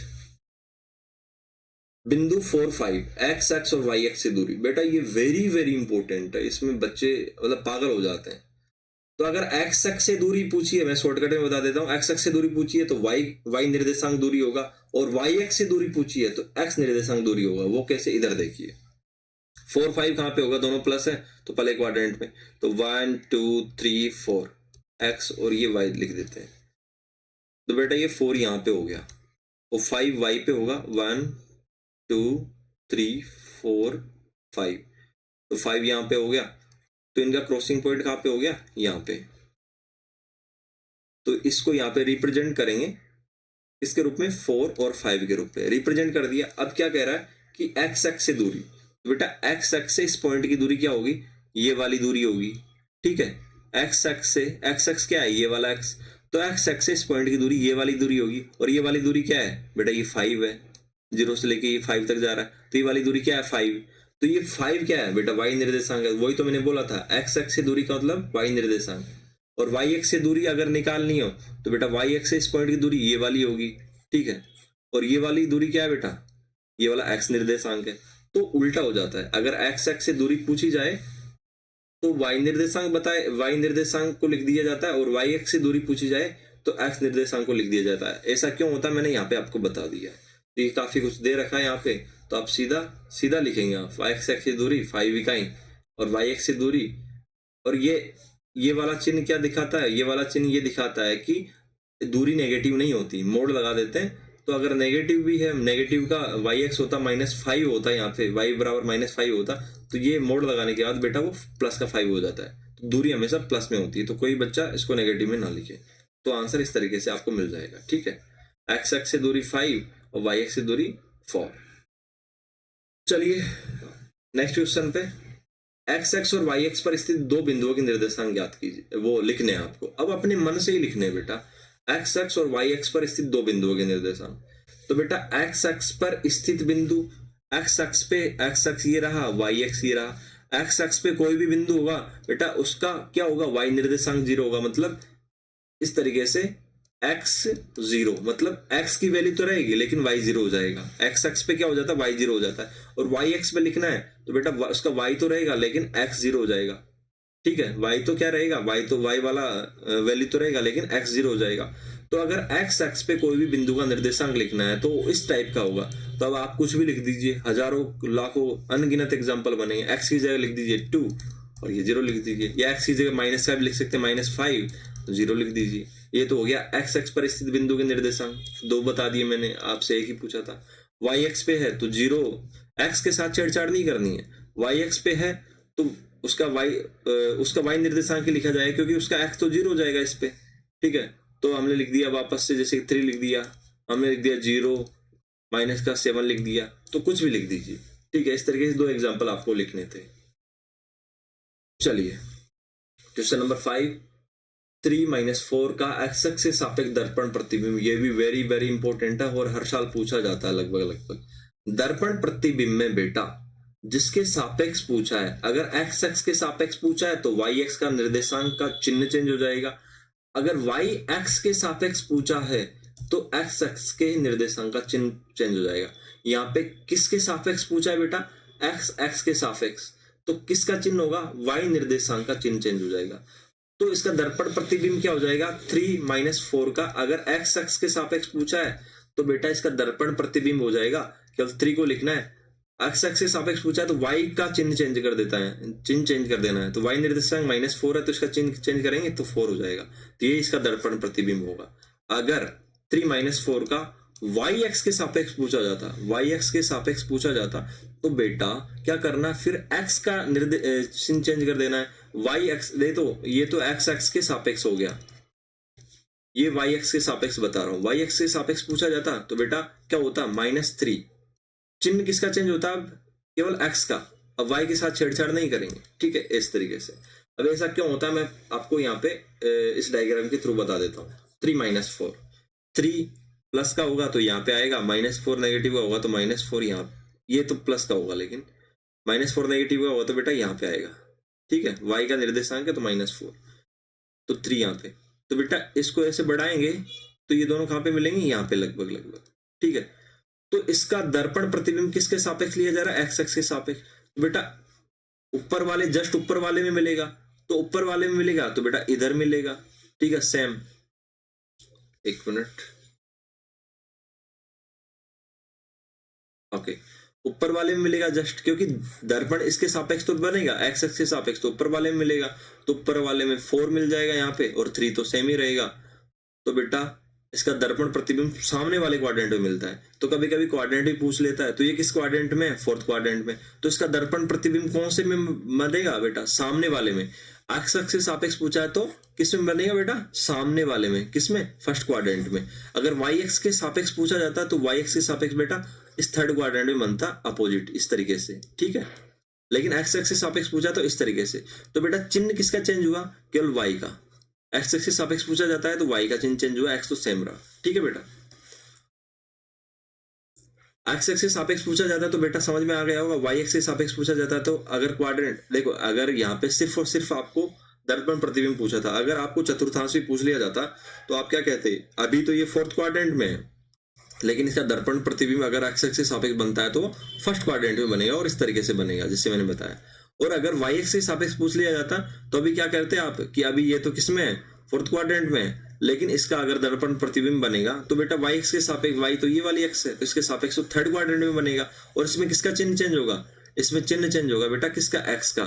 -4 तो सेम ही रहेगा, ये x 3 वाला है तो -3 हो जाएगा। चलिए ये घिचपिच हो गया, लेकिन सीधा दर्पण प्रतिबिंब में जिस x के सापेक्ष पूछा जाता है उसके अपोजिट x का चिन्ह चेंज कर दिया जाता है, बस। यहाँ पे आप देख लीजिए, हिंदी मीडियम वाले और इंग्लिश मीडियम वाले। अब बेटा क्वेश्चन चैप्टर नंबर 3 के सारे क्वेश्चन कंप्लीट हो गए, चैप्टर नंबर 4 पे आते हैं। तो जांच कीजिए कि 2 और 3 समीकरण का एक हल है या नहीं। तो बेटा कुछ नहीं करना है, ये किसका वैल्यू है, x का, और दूसरा वाला किसका होता है, बाद वाला y का होता है, ठीक है बेटा। तो अगर आपको केवल और केवल जांच करनी है इसका हल है या नहीं है, तो x की जगह 2 रख देना है, 3x - 2y = 0 है। तो x की जगह क्या रखना है, 2, क्योंकि x क्या है यहाँ पे 2 और y क्या है यहाँ पे 3, तो y = 3 रखने पर, किसमें, इस समीकरण में रखने पर। अगर इस समीकरण में रखते हैं तो 3x की जगह 2 रखा और y की जगह क्या रख दिया, 3। अगर अब इसको सॉल्व करते हैं, 6 - 6 = 0। अगर दोनों पक्ष, यहाँ पे भी 0 आ गया, कुछ बच्चे इस 0 को खा जाते हैं, नहीं खाना है बेटा। अगर दोनों तरफ 0 0, दोनों तरफ LHS और RHS अगर सेम आ जाते हैं तो बेटा क्या करना है, क्या लिखना है कि ये 2 और 3 इस समीकरण का एक हल होगा। अगर यहाँ पे 0 नहीं आता, कुछ और आ जाता और ये बराबर नहीं आता, जैसे कि यहाँ पे -2 आ जाता और यहाँ पे 0 रहता, तो क्या लिखते हैं, ये बराबर नहीं है तो 2 3 इसका एक हल नहीं होगा। लेकिन यहाँ पे तो क्या करना है, जांच करना था। तो हमने क्या पाया, दोनों LHS RHS बराबर हैं बेटा, यहाँ पे देख लीजिए। तो हम क्या कहेंगे कि LHS RHS बराबर है, इसलिए 2 3 इसका एक सोल्यूशन होगा। तो हिंदी मीडियम वाले यहाँ पे देखेंगे। चलिए नेक्स्ट क्वेश्चन पे। अब वही सेकंड चैप्टर जो हमने पढ़ा था, के का मान ज्ञात करना है, वही बेटा सेम चीज है, घिसी पीटी है। x = 2 और y = 1 पर। अगर इसने ऐसे दे दिया, अगर ये भी ऐसे भी दे सकता था 2 1 पर, ठीक है। तो समीकरण का इसका k का मान ज्ञात करना है। तो बेटा k का मान ज्ञात करने के लिए क्या करेंगे, वापस वही करेंगे, 2x + 3y बराबर k है। तो बेटा अगर ये इसका हल है तो बेटा इस पे ये समीकरण 0 होना चाहिए। तो क्या करेंगे अपन, इधर देखिए, कुछ नहीं, x की जगह 2 रखेंगे, y की जगह 1, 2 और y की जगह 1 रखेंगे बराबर k। बस इसको सोल्व कर लेना है, यही k का वैल्यू है, क्योंकि अगर ये इसका समीकरण है तो ये 0 होगा और आपको फालतू के चक्कर नहीं पड़ना है, सीधा इसको सोल्व करना है। 2 दूनी 4 और 3 बराबर k, और k का वैल्यू क्या निकल के आया, 7। तो यही आपका k का वैल्यू निकल के आ जाएगा। वेरी वेरी इजी क्वेश्चन और वेरी वेरी इंपॉर्टेंट, 2 से 3 नंबर में पूछ लिया जाता है। चलिए, अगर 1 नंबर में आता है या 2 नंबर में आता है कि दो संख्याओं का योग 15 है तो इसको रैखिक समीकरण के रूप में व्यक्त कीजिए। तो बेटा कैसे करेंगे, बिल्कुल आसान है। लिखेंगे माना पहली संख्या क्या है, x है, माना दूसरी संख्या क्या है, संख्या क्या है बेटा, y है, दोनों का योग दिया है, क्या, दोनों का योग मतलब x + y बराबर 15। बस यही रिप्रेजेंट करना था, यही हो गया रैखिक समीकरण के रूप में। रैखिक समीकरण किसे कहा जाता है कि बेटा जिसमें वेरिएबल की पावर 1 हो, यहाँ पे दोनों की पावर 1 है इसलिए रैखिक समीकरण। तो क्या आप ऐसा नहीं कर सकते, बिल्कुल ठीक है, हो गया। इस तरीके से आप क्वेश्चन नंबर 4 है, draw the graph of the equation x + y बराबर 4। ये भी बेटा कुछ नहीं है, ग्राफ बनाना है तो बेटा इस तरीके से आपको ग्राफ का एक पेपर मांग लेना एग्जाम में, और अगर ग्राफ बनाना है तो ही आलेख खींचिए, अगर ऐसा लिखा है तो ही, अदरवाइज नहीं, इस तरीके से, ठीक है। अब क्या करना है, x + y बराबर 4 इसका बनाना है। तो बेटा अगर किसी भी रैखिक समीकरण ग्राफ बनाना है 2 पॉइंट होने चाहिए, x + y बराबर 4, ठीक है। तो बेटा 2 पॉइंट कैसे निकालेंगे, पहला पॉइंट निकालेंगे, x बराबर 0 है तो y बराबर क्या होगा, तो x बराबर 0 रखो, यहाँ पे 0 रखेंगे तो y बराबर क्या मिल जाएगा, y बराबर 4 मिल जाएगा। और y बराबर 0 रख दिया तो बेटा y बराबर 0 रखेंगे तो x का वैल्यू मिल जाएगा, x बराबर क्या मिल जाएगा बेटा, x बराबर 4 मिल जाएगा, x बराबर 4। तो बेटा इस वाली चीज को कैसे लिखेंगे, x की वैल्यू आगे लिखी जाती है तो 0 4, और इसको कैसे लिखेंगे, x की वैल्यू आगे लिखी जाती है तो बेटा पहले 4 लिखेंगे फिर 0, तो 2 पॉइंट मिल गए, 0 4 और 4 0। इसको इस पे रिप्रेजेंट कर दीजिए, 0 4 किस पे होगा, इस पे x 0 है, ठीक है बेटा, x वाला पॉइंट 0 है तो ये y पे होगा, तो बेटा सीधा y पे चले जाइए, ओ ये हो गया, 0 यहाँ पे होता है तो y पे चले जाइए तो 4 यहाँ पे होगा। तो बेटा 0 4 कहाँ पे हो जाएगा, 0 4 यहाँ पे हो जाएगा, और यहाँ पे y 0 है तो बेटा ये x पे होगा, तो 4 0 कहाँ पे होगा, तो बेटा 4 0 यहाँ पे होगा, 4 0, ठीक है। इस तरीके से 2 पॉइंट लेने के बाद अब क्या करना है, आपको इन दोनों को मिला देना। 1 मिनट, कलर चेंज करते हैं, इन दोनों को ऐसे करके मिला देना है, ठीक है बेटा। और इस पे क्या लिख देना है बेटा, इस पे लिख देना है क्या, x + y = 4। बस हो गया आलेखीय निरूपण, इतना ही आसान था। यहाँ पे y और x लिख देना है, इधर x डैश और y डैश लिख देना है, ठीक है, इतना ही आसान था। और ये वाली लैंग्वेज आपको लिखनी है, ठीक है बेटा। चलिए नेक्स्ट क्वेश्चन, एक पेन की कीमत एक पेंसिल की कीमत के 2 गुने से 5 अधिक है, इस स्थिति को रैखिक समीकरण के रूप में व्यक्त करना है। तो कुछ नहीं करना है, अगर ऐसे क्वेश्चन आते हैं तो पहले दोनों की कीमत मान लेनी है। माना जैसे कि यहाँ पे मान रखा, लेट्स कॉस्ट ऑफ पेंसिल, माना पेंसिल की कीमत क्या है, x, माना पेंसिल की कीमत क्या मान ली बेटा, x मान ली, क्या मान ली, x। तो पेन की कीमत किसकी कीमत की, पेंसिल की कीमत की 2 गुनी है और 5 अधिक है, तो इसको ही तो लिखना था। तो बेटा पेन की कीमत जिसकी कीमत की होती है, ठीक है, जो यहाँ पे लिख रखा है पेन की कीमत पेंसिल की कीमत की, तो ऐसे लिखा होता है कि पिता की आयु बेटे की आयु की। तो बेटा जिसकी दुगनी या तिगनी होती पहले उसको माना जाता है। तो यहाँ पे पेंसिल की दुगनी है ना, तो पहले पेंसिल को माना जाएगा, ऐसा नहीं आप पहले पेन की कीमत मान लो। तो माना पेंसिल की कीमत x मान ली, ठीक है। ऐसे ही कोई क्वेश्चन आता है जिसमें पिता की आयु बेटे की आयु की 3 गुना है, तो बेटे की आयु माननी, पिता की नहीं पहले। तो पेंसिल की कीमत x मान ली। अब क्या लिखना है कि पेन की कीमत क्या है बेटा, पेन की कीमत, पेंसिल की कीमत कितनी है x, तो पेन की कीमत इसकी दुगनी है तो 2x, और कितनी अधिक है 5, तो 5 अधिक है तो लिख दिया। तो पेन की कीमत क्या मिल गई, पेन की कीमत हो गई 2x + 5 और पेंसिल की कीमत क्या हो गई, पेंसिल की कीमत हो गई x। ठीक है, तो पहले किसको माना जाता है, जिसका दुगना तिगुना दिया होता है पहले उसको माना जाता है, फिर उसकी कीमत ऊपर वाले की ऑटोमेटिक मिल जाती है। तो क्या आप ऐसे लिख नहीं पाओगे, बिल्कुल लिख पाओगे। चलिए अब बेटा आपका आता है वेरी वेरी इंपॉर्टेंट, यहां से 5 नंबर का क्वेश्चन आता है। ठीक है, और छोटे छोटे क्वेश्चन भी काफी आते हैं। तो आपको क्या समझना है, हीरोन का फॉर्मूला पहले तो याद कर लेना है, S बराबर A + B + C/2 होता है। ये तो होता है बेटा अर्ध परिमाप, और परिमाप अर्ध परिमाप ये अभी मैं बताऊंगा। और क्षेत्रफल एरिया ऑफ ट्राइंगल क्या होता है बेटा, इधर देखिए वो होता है अंडर रूट में S S - A S - B S - C। मैं एक ही बार लिखूंगा, बार बार नहीं लिखूंगा, आपको याद कर लेना है। तो हीरोन का फॉर्मूला S तो ये होता है और एरिया का फॉर्मूला ये होता है। तो बेटा कुछ नहीं होता, तीनों साइड याद करनी होती है, और तीनों साइड याद करने के बाद तीनों साइड क्या हो जाती है, ये हो जाती है A, ये B और ये C। अब उसके बाद S निकालना है और सीधा फॉर्मूले में वैल्यू रखनी है। ठीक है, तो बेटा हीरोन का सूत्र का उपयोग करके त्रिभुज का एरिया ज्ञात करना है। अगर तीनों साइड दे दिए तो बिल्कुल आसान काम हो गया आपके लिए। पहले S निकाल लीजिए। S क्या होता है, अर्ध परिमाप, और परिमाप क्या होता है, जैसे कि हम ये वाला ट्राइंगल ले लेते हैं, इसमें लिख दिया ABC। ठीक है बेटा, तो जो परिमाप होता है बेटा, पेरीमीटर, इंग्लिश में क्या बोला जाएगा, पेरीमीटर या परिमाप, वो क्या होता है बेटा, जैसे AB साइड हमने A मान ली, BC साइड हमने B मान ली, और ये AC साइड हमने C मान ली।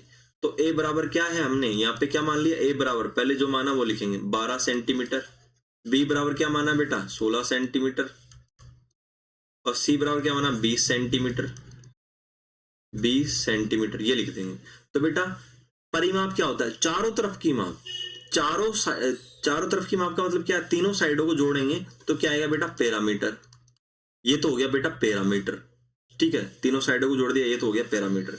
S क्या है यहाँ पे, S इनका आधा है, मतलब आधा पैरामीटर, मतलब अर्ध परिमाप है बेटा, अर्ध परिधि लिख रखा है यार, यहाँ पे अर्ध परिमाप होगा ये बेटा। ठीक है, ये सेमी पैरामीटर इंग्लिश में बोला जाता है, सेमी पैरामीटर, और इंग्लिश में हिंदी में बोला जाता है अर्ध परिमाप। तो S क्या होता है बेटा, इस पैरामीटर का आधा होता है, इसलिए इसको अर्ध परिमाप बोला जाता है। तो S बराबर ये होता है। ठीक है बेटा, अगर पैरामीटर दिया हो इसका मतलब क्या है, आपको S नहीं दिया, आपको 2S दिया है। ठीक है, क्योंकि 2S बराबर क्या हो जाएगा, A + B + C। ठीक है, कभी कभी क्या होता है कि पैरामीटर दे देता है, तो बेटा इसका मतलब 2S दिया है और दो साइडें दे देता है, और आपको तीसरी साइड पूछा जाता है, तो तीसरी साइड निकालने के लिए क्या करेंगे, इस पैरामीटर में से इन दो साइडों को घटा देंगे, तीसरी साइड मिल जाएगी, उसके बाद एरिया निकाल लेना। तो इस वाले क्वेश्चन में तीनों साइडें दी गई है, तो बेटा S निकालेंगे, S निकाल दिया है, और उसके बाद फॉर्मूले में वैल्यू पुट कर दी है, और उसके बाद सीधा आपको वो मिल गया आपका एरिया सेंटीमीटर स्क्वायर में। तो ये आपको समझ में आ गया होगा कैसे करना है। इसके लिए मैंने अलग से डिटेल वीडियो भी बना रखा है बेटा, आपके इसके हीरोन फॉर्मूला पे, आप उसको देख सकते हैं। वैसे इतना कठिन नहीं है, आपको आ गया समझ में, इसको याद करना और इसको याद करना है। नेक्स्ट, अब ये इंपॉर्टेंट है, ये 5 नंबर में आने की संभावना है कि ये चतुर्भुज है। ठीक है, ये क्या है बेटा, क्वाड्रिलेटरल है, इसकी चारों साइड दी गई है। अब जैसे कि मैं A B C D ये बना देता हूँ, और इसको बना देता हूँ हाँ 4 6। यहाँ पे थोड़ा हो सकता है कि ये साइड्स थोड़ी कम ज्यादा बनती, मैंने केवल आपको समझाने के लिए बनाई है। ठीक है, एक्यूरेट चित्र नहीं है ये बिल्कुल। और 4 साइड दी गई है, 4 मीटर 6 मीटर 8 मीटर 10 मीटर, 4 6 8 और 10। आप कहोगे सर ये चारों साइड बराबर, केवल आपको समझाने के लिए बनाई गई है, ऐसा कुछ नहीं है इसमें। ठीक है बेटा, अदरवाइज इसका डायग्राम कुछ ऐसा बनता, 4 6 8 10 ऐसे करके कुछ ऐसे बनता। ठीक है, तो ये हो गया 10 मीटर। अब क्या करना बेटा, इसका विकर्ण दिया 9, इसका विकर्ण मतलब डायगोनल दिया है, जो ये हो गया BD 9। तो बेटा अब आपको क्या करना है, इसका एरिया ज्ञात करना, वही हीरोन फॉर्मूला। एक ट्राइंगल तो आपको मिल गया ये वाला ADB, और तीनों साइड पता है। दूसरा ट्राइंगल ये मिल गया, कौन सा, BCD, एक इसकी भी तीनों साइड पता है। तो अगर तीनों साइड पता है, तो अभी मैंने थोड़ी देर पहले आपको बताया था इस स्लाइड में, ये फॉर्मूला यूज करना है और आपको एरिया निकाल देना है। तो बस तीनों साइड यूज करनी थी। तो पहले वाला ट्राइंगल ले लिया, उसका फॉर्मूला निकाल दिया, उसके बाद दूसरा वाला ट्राइंगल ले लिया, उसका फॉर्मूला निकाल दिया, ठीक है, ये 36 और दूसरे वाले का पहले वाले का 9.8, ठीक है, दोनों को जोड़ दिया तो जो एरिया आया बेटा वही किसका एरिया होगा, क्वाड्रिलेटरल का। तो दोनों का अलग अलग एरिया निकाल के जोड़ देना है। चलिए नेक्स्ट पे चलते हैं। एक ट्राइंगल पार्क है, उसकी 3 भुजाएं दे रखी है, ठीक है, घास लगाने की लागत 5 रुपए प्रति मीटर स्क्वायर की दर से ज्ञात करनी है। बेटा कुछ नहीं है, ये घास की लागत तो बाद में आई है, पहले तो क्या करना है आपको, एरिया निकालना है। ए बी सी, जो ये ट्राइंगल टाइप का पार्क है, इसकी जो साइड्स दी गई है 120, 80, 50, तो पहले आपको ए बी सी मान लेना है। इसको ए मान लो, इसको बी मान लो और इसको सी मान लो, ठीक है, ऐसे करके। तो ऐसे मानने के बाद आपको एस निकालना है, सेम पैरामीटर, मतलब तीनों को जोड़ के 2 से भाग देना है। उसके बाद इस फॉर्मूले में लिखना है, किस फॉर्मूले में, वही S minus A, S minus B, S minus C, इस वाले में इसका स्क्वायर रूट। यही तो एरिया का फॉर्मूला होता है, इसमें रखने के बाद आपको ये वैल्यू मिल जाएगी। तो बेटा अगर आपको प्रति मीटर स्क्वायर, मतलब प्रति मीटर का क्या होता है, 1 मीटर स्क्वायर का खर्चा 5 रुपए दे रखा है, तो बेटा इतने का क्या होगा, 5 से गुणा कर दीजिए, वो आपकी कॉस्ट निकल आएगी। हिंदी मीडियम वाले नीचे देखें, इंग्लिश मीडियम वाले ऊपर। चलिए नेक्स्ट क्वेश्चन पे, ये वेरी वेरी इंपॉर्टेंट है। अर्ध परिधि दी गई। अर्ध परिधि का मतलब क्या है, वही सेमी पैरामीटर, मतलब इस बार आपको पैरामीटर नहीं दिया गया है। इस ए बी सी, इसका पैरामीटर क्या होता है बेटा, ये साइड ए बी और ये साइड को सी मान लेते हैं। तो पैरामीटर क्या होता है बेटा, इन तीनों का सम ए प्लस बी प्लस सी, और हम क्या पढ़ते हैं, सेमी पैरामीटर एस बराबर ए बी प्लस सी बटे 2। तो बेटा इस बार हमको सीधा सीधा एस दे दिया, सेमी पैरामीटर। ज्यादातर पैरामीटर देता है, ए प्लस बी प्लस सी देता है, लेकिन इस बार हमको सेमी पैरामीटर दे दिया। वो क्या है बेटा, 15। तो हमारा क्वेश्चन तो आसान हो गया, सीधा एस मिल गया। टू साइड्स दे दी गई है, कौन कौन सी, तो हम मान लेते हैं बेटा कौन कौन साइड दे दी, ए और बी दे दी। ए बराबर 7, बी बराबर क्या दे दी, बी बराबर 9। अब सी निकालनी है, तो मैंने क्या कहा, आपको क्या दिया गया है, एस दिया गया है, तो एस की जगह क्या करेंगे आप, 15 रखेंगे, ठीक है बेटा, और ए की जगह 7 और बी की जगह 9 और सी को एज इट इज, क्योंकि सी को ज्ञात करना है, अपॉन 2 को इधर भेजेंगे तो 30 हो जाएगा। 15 गुणा 2 बराबर 30, और 7 और 9 कितना हो जाएगा बेटा, ये हो जाएगा 16 प्लस सी बराबर क्या निकल के आएगा, 30 माइनस 16, तो क्या निकल के आएगा बेटा 14।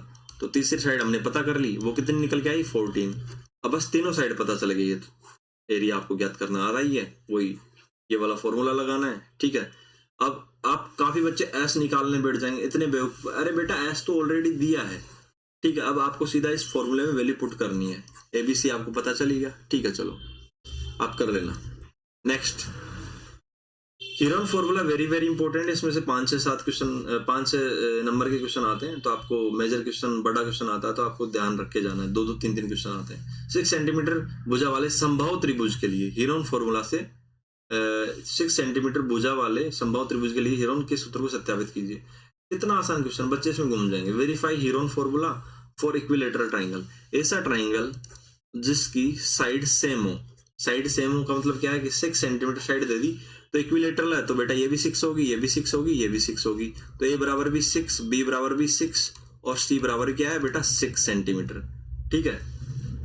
तो बेटा हीरोन फॉर्मूला को वेरीफाई करना है, तो वेरीफाई करने के लिए क्या किया जाता है, पहले तो हम इसका इक्विलेटरल ट्राइंगल का एरिया का फॉर्मूला, मतलब एरिया का फॉर्मूला क्या होता है, इक्विलेटरल ट्राइंगल के एरिया का फॉर्मूला डायरेक्ट √3/4 और a², ठीक है।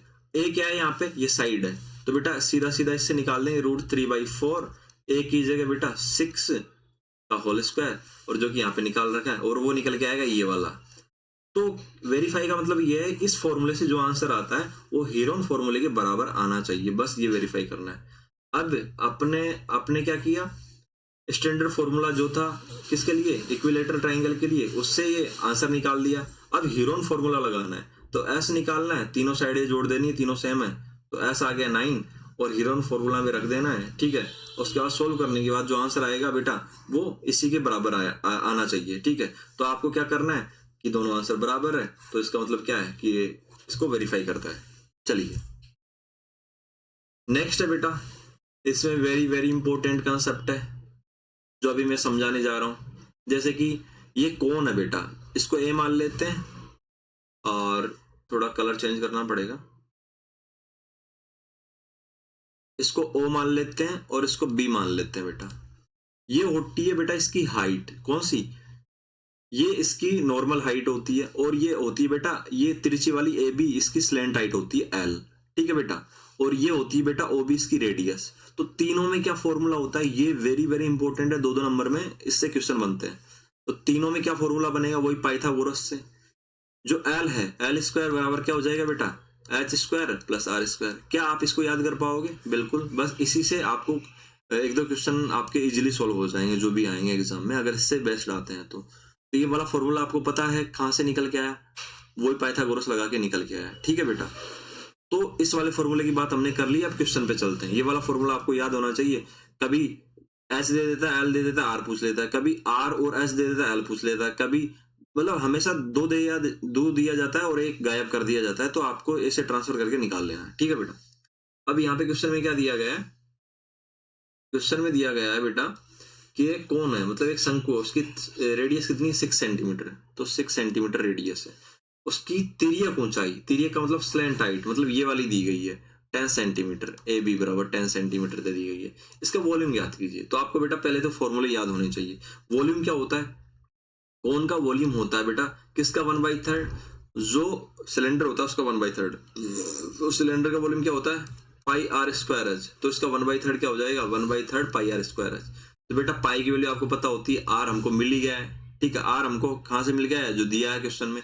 एच निकालना है, क्योंकि एच नहीं दिया, एल दिया है, कौन सी हाइट दी है, स्लैंट हाइट, तो नॉर्मल हाइट निकालनी है। तो बेटा यही फॉर्मूला यूज आएगा, ठीक है। क्या निकालना है अपन को, एच निकालना है, तो एल का वैल्यू पुट करो, एल बराबर क्या है, 10 का स्क्वायर प्लस वो बराबर एच की जगह एच स्क्वायर प्लस आर की जगह 6 का होल स्क्वायर, ठीक है। तो ये हो गया 100 बराबर एच स्क्वायर प्लस 36। तो एच स्क्वायर यहीं पे रखेंगे और 36 को इधर भेजेंगे, तो 100 माइनस 36, तो बेटा एच स्क्वायर बराबर क्या आ गया, 64। तो बेटा एच बराबर क्या होगा, 64 का स्क्वायर रूट और वो होगा 8। तो एच बराबर हमको यहाँ पे दे रखा है 8 मिल गया, ठीक है बेटा। अब 8 मिल गया तो हमको आर बराबर 6 मिल गया और एच बराबर 8 मिल गया। तो बस फॉर्मूले में वैल्यू पुट करनी है, फॉर्मूले में वैल्यू पुट की और आंसर आ गया आपके सामने। हिंदी मीडियम वाले ये देखेंगे, इंग्लिश मीडियम वाले ऊपर का देखेंगे, ठीक है। चलो ऐसे क्वेश्चन आते हैं और 3-3, 4-4 नंबर में आते हैं। तो वॉल्यूम पता चल गया आपको, और इसका जो कर्व्ड सरफेस एरिया है वो होता है बेटा पाई आर एल, और टोटल सरफेस एरिया होता है पाई आर एल प्लस इसका जो नीचे का ढक्कन है, टोटल में ढक्कन भी जोड़ दिए जाते हैं, तो नीचे का ढक्कन क्या, सर्कल, तो पाई आर स्क्वायर।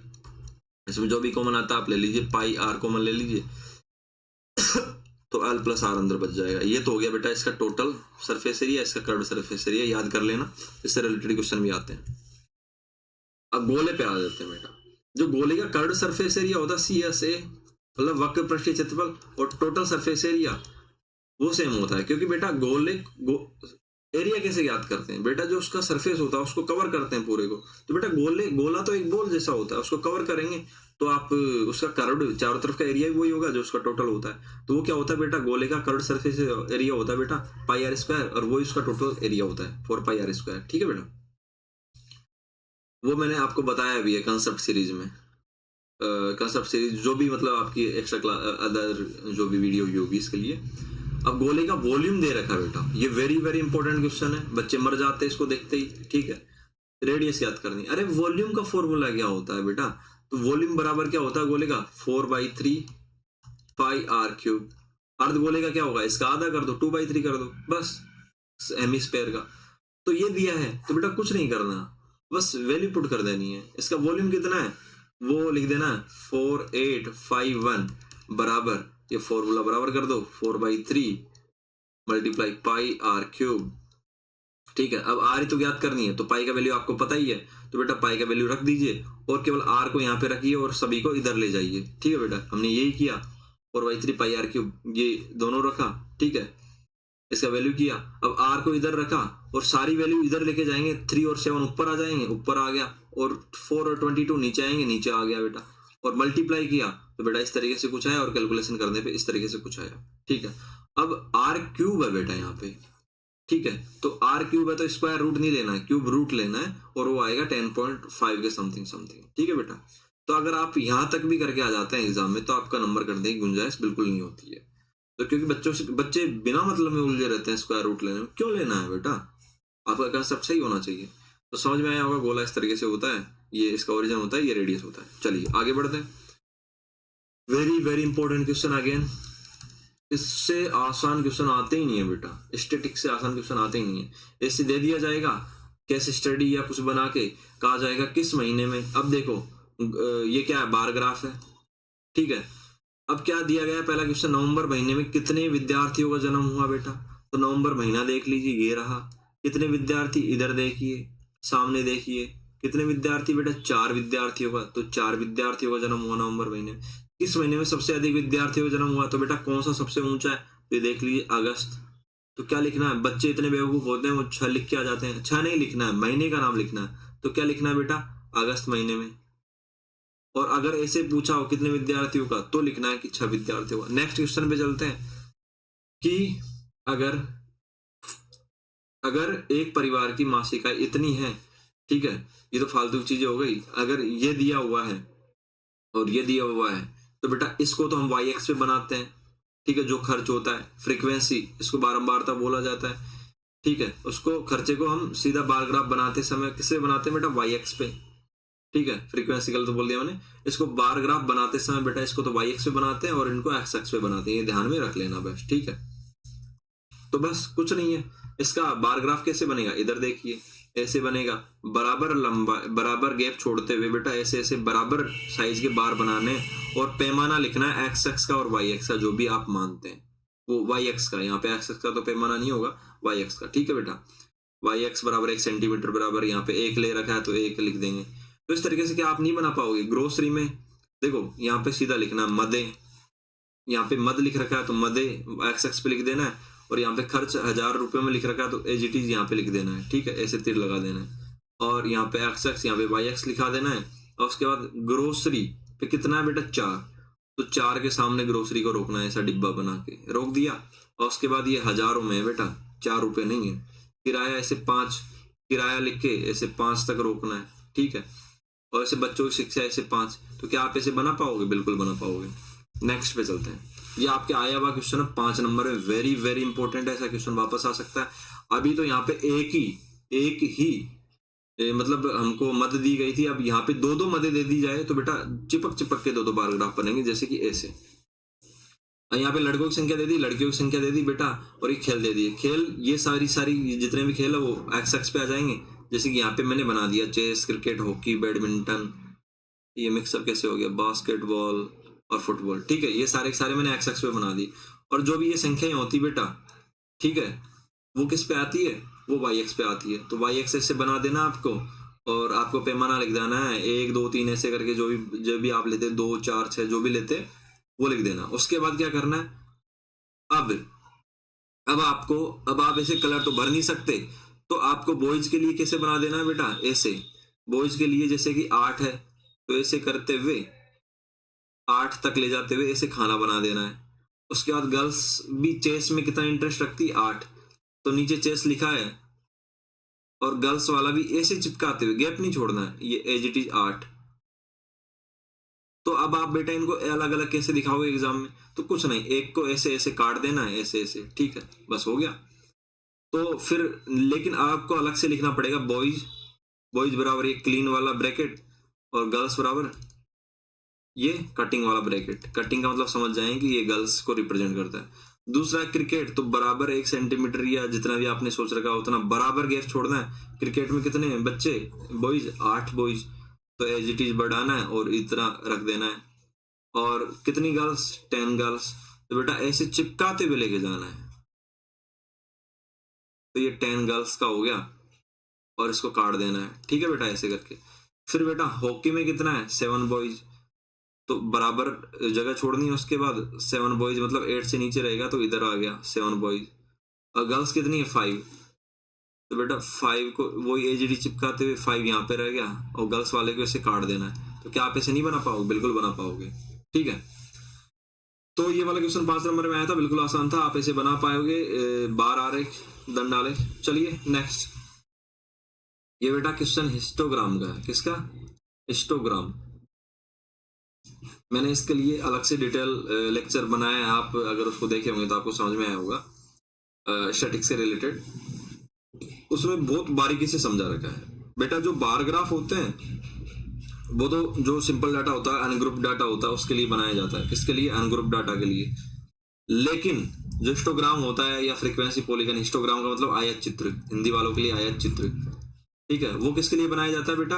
वो ग्रुप डाटा के लिए, मतलब ग्रुप बना दिए जाते हैं उनके लिए। तो ऐसा कुछ नहीं है इसमें। जो ये फ्रीक्वेंसी मतलब ये विद्यार्थियों की संख्या, ये किसको रिप्रेजेंट करती है? यहाँ पे बारंबारता को। बारंबारता का मतलब क्या है? कि बारंबार आ रहे हैं, मतलब 9 विद्यार्थी। कितने विद्यार्थियों का वजन किस किस के बीच में? 30 से 35 के बीच में 9 विद्यार्थियों का वजन है। तो ये बेटा बार बार कितने विद्यार्थी आ रहे हैं? 9। तो इसलिए बारंबारता या फ्रीक्वेंसी बोला जाता है। इनकी आवृत्ति होती है इन विद्यार्थियों की उसी ब्रैकेट के अंदर। इसलिए तो बेटा जो भी बेटा ये वर्ग अंतराल या क्लास इंटरवल होता है उसको तो हम एक्स एक्स पे बनाते हैं। और यहाँ पे ये किंक इंग्लिश में बोलते हैं किंक और हिंदी में बोलते हैं निकुंज, इसका चिन्ह बनाते हैं। क्यों बनाते हैं? क्योंकि हमने डाटा सीधा 30 से लिया है और ये तो 0 है, यहाँ पे तो 0 है। 0 से हम 30 पे जंप कर रहे हैं। तो जब भी जंप किया जाता है तो बेटा ऐसे जेड का सा निशान बनाया जाता है, ठीक है, ऐसे करके जेड का सा निशान बनाया जाता है, जो कि दिखाता है कि हमने जंप किया। अगर ये 0 से 10 होता, ये वर्ग अंतराल 0 से 10 होता, तो हम सीधा सीधा ऐसे बनाते 0 से 10, कोई निकुंज नहीं बनाते, ठीक है बेटा। तो जितने भी क्लास इंटरवल्स होंगे उसको इधर बनाया जाएगा। समान लंबाई के अगर होंगे तो ऐसे बनाया जाएगा 30 से 35 बना के। और कितना है इसके सामने? 9। तो आपको पैमाना ले लेना है, ये 9 पे जाके रोकना है इस तरीके से। अब बार ग्राफ में तो हम जगह छोड़ देते, इसमें जगह नहीं छूटे, क्योंकि फिर से लगातार क्या आ गया? कॉन्टिन्यूअस। क्या आ गया बेटा? कॉन्टिन्यूअस वो आ गया इंटरवल। फिर 35.5 से 40.5 बनाना है, फिर इसके सामने जो है फ्रीक्वेंसी, ठीक है, इस तरीके से आपको बनाते जाना है। तो ये आ गया आपका हिस्टोग्राम। इस तरीके से आप हिस्टोग्राम बनाएंगे, ठीक है, बिल्कुल आसान है। अब आते हैं बेटा ऐसा हिस्टोग्राम, ठीक है, जिसकी क्या है बेटा? एक मिनट, हाँ, ऐसा हिस्टोग्राम बेटा ये 0 से 20, इसका क्लास साइज, अगर आपको क्लास साइज भी पूछ लिया जाता है, देखो काफी सारी चीजें पूछी जाती है 1-1, 2-2 नंबर में, इसका क्लास साइज क्या होगा, ठीक है। तो क्लास साइज कैसे निकालते हैं बेटा? अपर लिमिट में से लोअर लिमिट, उच्च सीमा में से निम्न सीमा घटाते हैं। 20 - 0 बराबर, इसका क्लास साइज क्या निकल के आया? 20। क्या है? 20। इस वाले का क्या आएगा? 30 - 20 बराबर 10। इस वाले का 10। और बेटा लास्ट वाले का, क्योंकि 100 तक के नंबर लिए हैं तो 70 से 100 होगा, तो इसका बेटा 30 आएगा। इस तरीके से जो मैं देख पा रहा हूँ इनके क्लास साइज बेटा अलग अलग है, 20, 30। और यहाँ पे सभी के क्लास साइज क्या क्या थे बेटा? 5, 5, 5, 5, सभी के सेम थे, तो डायरेक्ट हमने बना दिया। जब क्लास साइज सेम होते हैं डायरेक्ट बना देते हैं। जब क्लास साइज सेम नहीं होते हैं और ऐसे फ्रीक्वेंसी दी गई होती है, तो बेटा अगर आपने क्लास साइज सेम नहीं है, ऐसे 20, 10 अलग अलग आ रहा है और ऐसा ग्राफ बना दिया डायरेक्ट ही, तो बेटा ये गलत हो जाएगा, ये आयत चित्र गलत हो जाएगा। इसके लिए आपको क्या करना है? नई बारंबारता याद करनी। कैसे?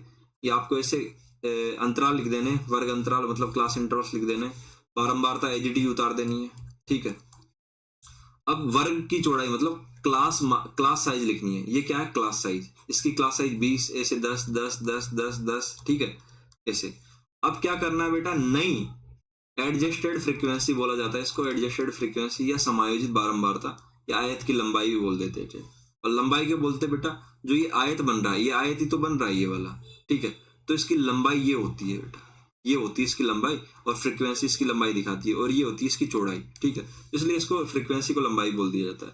तो नई लंबाई याद करने के लिए, इस क्लास इंटरवल की नई लंबाई याद करने के लिए क्या करते हैं? इसकी जो ये बारंबारता होती है उसमें इसकी वर्ग चौड़ाई से भाग दिया जाता है। किससे? इसकी वर्ग चौड़ाई से भाग दिया जाता है। और किससे गुणा किया जाता है? जो भी वर्ग चौड़ाई सबसे छोटी होगी, सबसे छोटी क्या है? 10, तो उससे गुणा कर दिया जाता है। तो जो नई निकल के आती है वो काम में ली जाती है ग्राफ बनाने के। अब इस वाले में क्या होगा बेटा? इसमें तो पहले से न्यूनतम है, तो इसमें कोई चेंज नहीं होगा, भले आप करके देख लीजिए। इसकी बारंबारता 10 थी, उसमें इसकी वर्ग चौड़ाई से भाग दिया 10 से, मतलब क्लास साइज से, और उसके बाद छोटी से छोटी क्या थी? 10, उससे मल्टीप्लाई कर दिया। छोटी से छोटी कहाँ से लेनी है? इस वर्ग चौड़ाई में जो छोटी से छोटी है, यहाँ पे 10 है सबसे छोटा, अगर 5 होता 5 से गुणा करते, 10 से गुणा कर दिया। बेटा यहाँ पे सबसे छोटी क्लास साइज क्या? 10, तो 10-10 वालों में तो कोई चेंज नहीं होगा, आप करके देख लीजिए। जैसे कि हमने बारंबारता ये 20 थी, ठीक है, उसको क्लास साइज से भाग दिया, दे दिया, और सबसे छोटी से गुणा कर दिया, तो वापस वही आ गया। लेकिन जिसमें क्लास साइज डिफरेंट होती है उसमें चेंज आता है। जैसे कि अब इसकी निकालनी है न्यू क्लास साइज, इसकी नई फ्रीक्वेंसी निकालनी है। तो बेटा देखिए जो पुरानी फ्रीक्वेंसी 8 उसमें क्लास साइज 30 से भाग देना पड़ेगा और न्यूनतम से मल्टीप्लाई कर देना पड़ेगा 10 से, तो 2.67 आ गई। तो बेटा अब जो आयत चित्र बनाना है, हिस्टोग्राम बनाना है, वो कैसे बनाना है? वो बेटा इन क्लास इंटरवल्स को लेना है और इनको फ्रीक्वेंसी के रूप में लेना है। इन क्लास इंटरवल्स को तो बेटा हमने किससे बना दिया? एक्स एक्स पे ये बना दिया, ठीक है बेटा, इस तरीके से। और इस क्लास इंटरवल के लिए कौन सी फ्रीक्वेंसी काम मिली? पहले तो हम 7 लेते, लेकिन अब हमको 3.5 वाली फ्रीक्वेंसी काम में लेनी है। कौन सी वाली बेटा? ये 3.5 वाली फ्रीक्वेंसी काम में लेनी है। तो 0 से 20 वाले के लिए बेटा हमने 3.5, देखो यहाँ पे 3.5 है, तो वो वाले हमने काम में ली। और उस तरीके से 20 से 30 के लिए वही 10, ठीक है, ऐसे करके। और लास्ट वाले के लिए पहले फ्रीक्वेंसी 8 थी बेटा, अब 2.67 हो गई, तो 2.67 काम में ली। तो बेटा जब नई फ्रीक्वेंसियों को काम में लिया जाता है और जो हिस्टोग्राम मिलता है इन क्लास इंटरवल्स के साथ, तो ये वाला हिस्टोग्राम हमारा करेक्ट होगा, ठीक है बेटा। और क्यों करेक्ट होगा, ये सारी चीजें मैंने आपको स्टैटिक्स के लॉन्ग लेक्चर में बता रखी है। चलिए अब देखते हैं बेटा एग्जाम्पल नंबर 8। ये क्या है बेटा? ये है बेटा फ्रीक्वेंसी पॉलीगन या बारंबारता बहुभुज। क्या? बारंबारता बहुभुज, ठीक है बेटा। इसमें घबराना नहीं है, कुछ नहीं है। हिस्टोग्राम जो हिस्टोग्राम बनाया था, ठीक है, दो तरीके हैं, या तो हिस्टोग्राम से बनाओ या क्लास मार्क से बनाओ। क्लास साइज और क्लास मार्क अलग है। क्लास साइज तो इनकी साइज है और क्लास मार्क इनके बीच की वैल्यू होती है, अभी मैं बताऊंगा आपको। तो एक तरीका तो ये है कि हम इसको हिस्टोग्राम से बनाएं। तो बेटा फ्रीक्वेंसी दी गई है और ये क्लास इंटरवल दिए गए हैं, तो क्लास इंटरवल ये रहे, इनको एक्स एक्स पे लेंगे और फ्रीक्वेंसी को वाई एक्स पे। तो आप हिस्टोग्राम बनाना जान ही गए होंगे, हमने हिस्टोग्राम बना लिया। हिस्टोग्राम बनाने के बाद प्रत्येक जो बार है आयत है उसका हमको क्या करना है बेटा? वही मिड पॉइंट बीच का बिंदु मार्क करना है, कर रखा है। और नई चीज क्या की जाती है बेटा? इस तरफ, जैसे कि ये 10 अंक का चौड़ा वाला ये मतलब साइज का ग्राफ है, क्या बोल रहा हूं मैं, 90 से 100 का ही वर्ग अंतराल है। तो बेटा इतना ही साइज का एक वर्ग अंतराल इधर खाली लेंगे अपन एक्स एक्स पे। कितना? 100 से 110 का, ठीक है। और दोनों तरफ फ्रीक्वेंसी पॉलीगन भी अलग से किया जाता है हिस्टोग्राम के अलावा। और इधर भी क्या करेंगे बेटा? अगर इधर एक्स एक्स पे खाली जगह होती है, एक्स एक्स पे लेते, लेकिन अब इधर नेगेटिव पे ले तो नेगेटिव पे लेंगे। तो कितने साइज का? वही 10 साइज का, ठीक है बेटा। तो 0 से -10 का एक नया क्या ले लिया हमने? ब्लैंक खाली वर्ग अंतराल या क्लास इंटरवल ले लिया। अब इनका भी बेटा हमको क्या करना है? मिड पॉइंट जो भी होगा, यहाँ पे -5 होगा, यहाँ पे 105 होगा, उसको ऐसे मार्क कर लेना है, गोला बना देना है, ठीक है। अब सभी के मिड पॉइंट हमने बना लिए, जितने भी बार हैं, ठीक है बेटा, ओके। उन सभी को बेटा अब स्केल से मिलाना, हाथ से नहीं, स्केल से मिलाना है इस तरीके से। और जो हमको मिलेगा बेटा इसके बाद वो क्या मिलेगा? बारंबारता बहुभुज, ठीक है बेटा। अब एक तरीका तो हो गया आयत चित्र से, दूसरा तरीका क्या है इसको बनाने का? दूसरा तरीका देखते हैं दूसरे क्वेश्चन में आके। चलिए दूसरा क्वेश्चन ये रहा, इसमें इस तरीके से क्लास इंटरवल दे दिए और फ्रीक्वेंसी दे दी। तो दूसरा तरीका क्या है? पहले तरीके में तो हमने सीधा सीधा इसका यूज करके हिस्टोग्राम बनाया, मतलब आयत चित्र बनाया, आयत चित्र के बीच के पॉइंट ऐसे बनाए और दोनों तरफ जो क्या नाम है 10-10 चौड़ाई के 2 खाने लिए ब्लैंक एक्स एक्स पे और उनका मिड पॉइंट मार्क किया और सभी मिड पॉइंट्स को मिला दिया। ये अलग से करना होता है इसमें, ठीक है, ये इंपॉर्टेंट है। अब क्या करेंगे? अब बेटा अब हम आयत चित्र नहीं बनाएंगे, हिस्टोग्राम नहीं बनाएंगे। अब हम क्या करेंगे? नया काम करेंगे। क्या निकालेंगे? वर्ग चिन्ह। और वर्ग चिन्ह क्या होता है? वर्ग चिन्ह का फॉर्मूला होता है बेटा, आपके 2 नंबर में आ सकता है, ठीक है, देख लेना। Lower class limit plus upper class limit upon 2। तो लोअर क्लास लिमिट क्या है बेटा? निम्न सीमा क्या है? 140। उच्च सीमा क्या है बेटा? 150/2। तो क्या हो गया बेटा? 290/2। तो क्या है बेटा? 145। तो बेटा एक तो ये फॉर्मूले से तो ऐसे आपको निकालना अगर एग्जाम में आता है तो, अदरवाइज आप दिमाग से निकाल सकते हैं। इनके बीच में क्या आएगा? 145, इनके बीच में 155, ऐसे करते हुए 165। तो ये वर्ग चिन्ह निकालने होते हैं। अगर आपको हिस्टोग्राम फ्रीक्वेंसी पॉलीगन 2 तरीकों से बनाया जाता है। एक तो आप आयत चित्र बना ले, या आयत चित्र वाला नहीं दे रखा है तो बेटा आपको इस तरीके से बनाना है। अगर आयत चित्र से नहीं बनाना है तो वर्ग चिन्ह निकाल लें और सीधा सीधा बारंबारता मतलब फ्रीक्वेंसी इधर लिख देनी है, ठीक है। बस नई सारणी बना ली, और नई सारणी से क्या करना है? कुछ नहीं, इधर देखिए, वही प्रोसेस रिपीट करना है। ये वर्ग क्या प्रोसेस रिपीट करना है? अब ये वाला प्रोसेस रिपीट करना है कि ये वर्ग चिन्ह है। पहले हम क्लास इंटरवल ले देते, अब क्लास इंटरवल के सामने का वर्ग चिन्ह लेंगे, मतलब क्लास मार्क लेंगे, इंग्लिश में बोले क्लास मार्क। तो इसके सामने क्या है? 5। तो 145 कहाँ पे बेटा? ये रहा। इसके सामने का क्या है? 5। तो 5 और 145 कहाँ पे कट करेंगे? उस पॉइंट को हम यहाँ डार्क कर देंगे। इस तरीके से 155 10 कहाँ पे कट करेंगे? तो 155। अब हमको नीचे क्लास इंटरवल नहीं लेना है, हमको वर्ग चिन्ह लेना है नीचे एक्स एक्स पे। ठीक है बेटा, ये वर्ग चिन्ह ले लिए हमने। और यहाँ पे किंग किस लिए लगाया? क्योंकि हम सीधा जंप किए 0 से 135 पे। तो 155 और 10 कहाँ पे कट करेगा बेटा? यहाँ पे। इस तरीके से 165 और 20 कहाँ पे कट करेगा? यहाँ पे। ठीक है, ये तो नॉर्मल चीज हो गई। नया क्या करना है? नया ये करना है कि 140 से 150 के पहले वाला वर्ग अंतराल क्या होगा? पहले वाला होगा बेटा 130 से 140। 140 और इसका क्लास मार्क क्या होगा? इसका बीच का वैल्यू 135। बेटा वो पहले एक ऐसा मतलब मैंने पहले बताया था कि एक क्लास इंटरवल पहले बनाना है, एक क्लास इंटरवल बाद में। इस तरीके से यहाँ पे भी एक क्लास इंटरवल पहले लेना है, उसका क्लास मार्क पहले लेना है। तो 135 पहले ले लिया एक्स एक्स पे ही, ठीक है, उसको एक्स एक्स पे लेना है। इस तरीके से बाद में क्या होगा? लास्ट वाला 200 है तो उसके बाद का होगा 200 से 210। और इसका क्लास मार्क मतलब वर्ग चिन्ह क्या होगा? क्लास मार्क क्या होता है? बीच का वैल्यू। तो 205। 205 को फिर एक्स एक्स पे ले लेना है, लास्ट वाला। ठीक है, तो एक्स एक्स पे केवल ये दोनों आगे पीछे वैल्यू नहीं करनी है हमको। नई चीज क्या करनी है? दोनों वैल्यू लेनी है। ये तो शुरुआत इसके पहले वाला और इसके बाद वाला, उसका क्लास मार्क निकाल लेके ऐसे एक्स एक्स पे हमको ड्रॉ कर देना है। और उसके बाद क्या करना है बेटा? बस वही सेम प्रोसेस करना है। इस तरीके से जितने पॉइंट आते हैं सभी को इस तरीके से मिला देना है और आपका क्या बन के तैयार? आपका वो फ्रीक्वेंसी पॉलीगॉन या बारंबारता बहुभुज बन के तैयार है। तो क्या आप दोनों तरीके से बना पाएंगे? मेरे हिसाब से दोनों तरीके से बना पाएंगे। चलिए, तो थैंक्स फॉर वॉचिंग। और इसके बाद आपका चेहरा कैसा हो जाएगा बेटा? थोड़ा रेड पेन थोड़ा गलत हो जाता है, हम लेंगे ये वाला।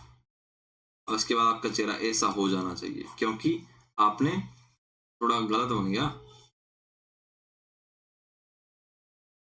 ओके, इसके बाद आपका चेहरा हो जाना चाहिए बेटा ऐसा, ठीक है, मुस्कुराता हुआ, क्योंकि आपको सारे क्वेश्चन आ जाने चाहिए इन चैप्टर से रिलेटेड। और ये सारे क्वेश्चन लगाने के बाद जितना मेरे को अनुमान है, आप 50% मार्क्स इजीली कवर कर सकते हैं आपके एग्जाम में। तो बेटा अगर आपकी एग्जाम है तो आपको जरूर देखना चाहिए, और उसके बाद अगर फ्री टाइम मिलेगा तो आपके लिए नया लेक्चर जरूर लेके आएंगे। Thank you.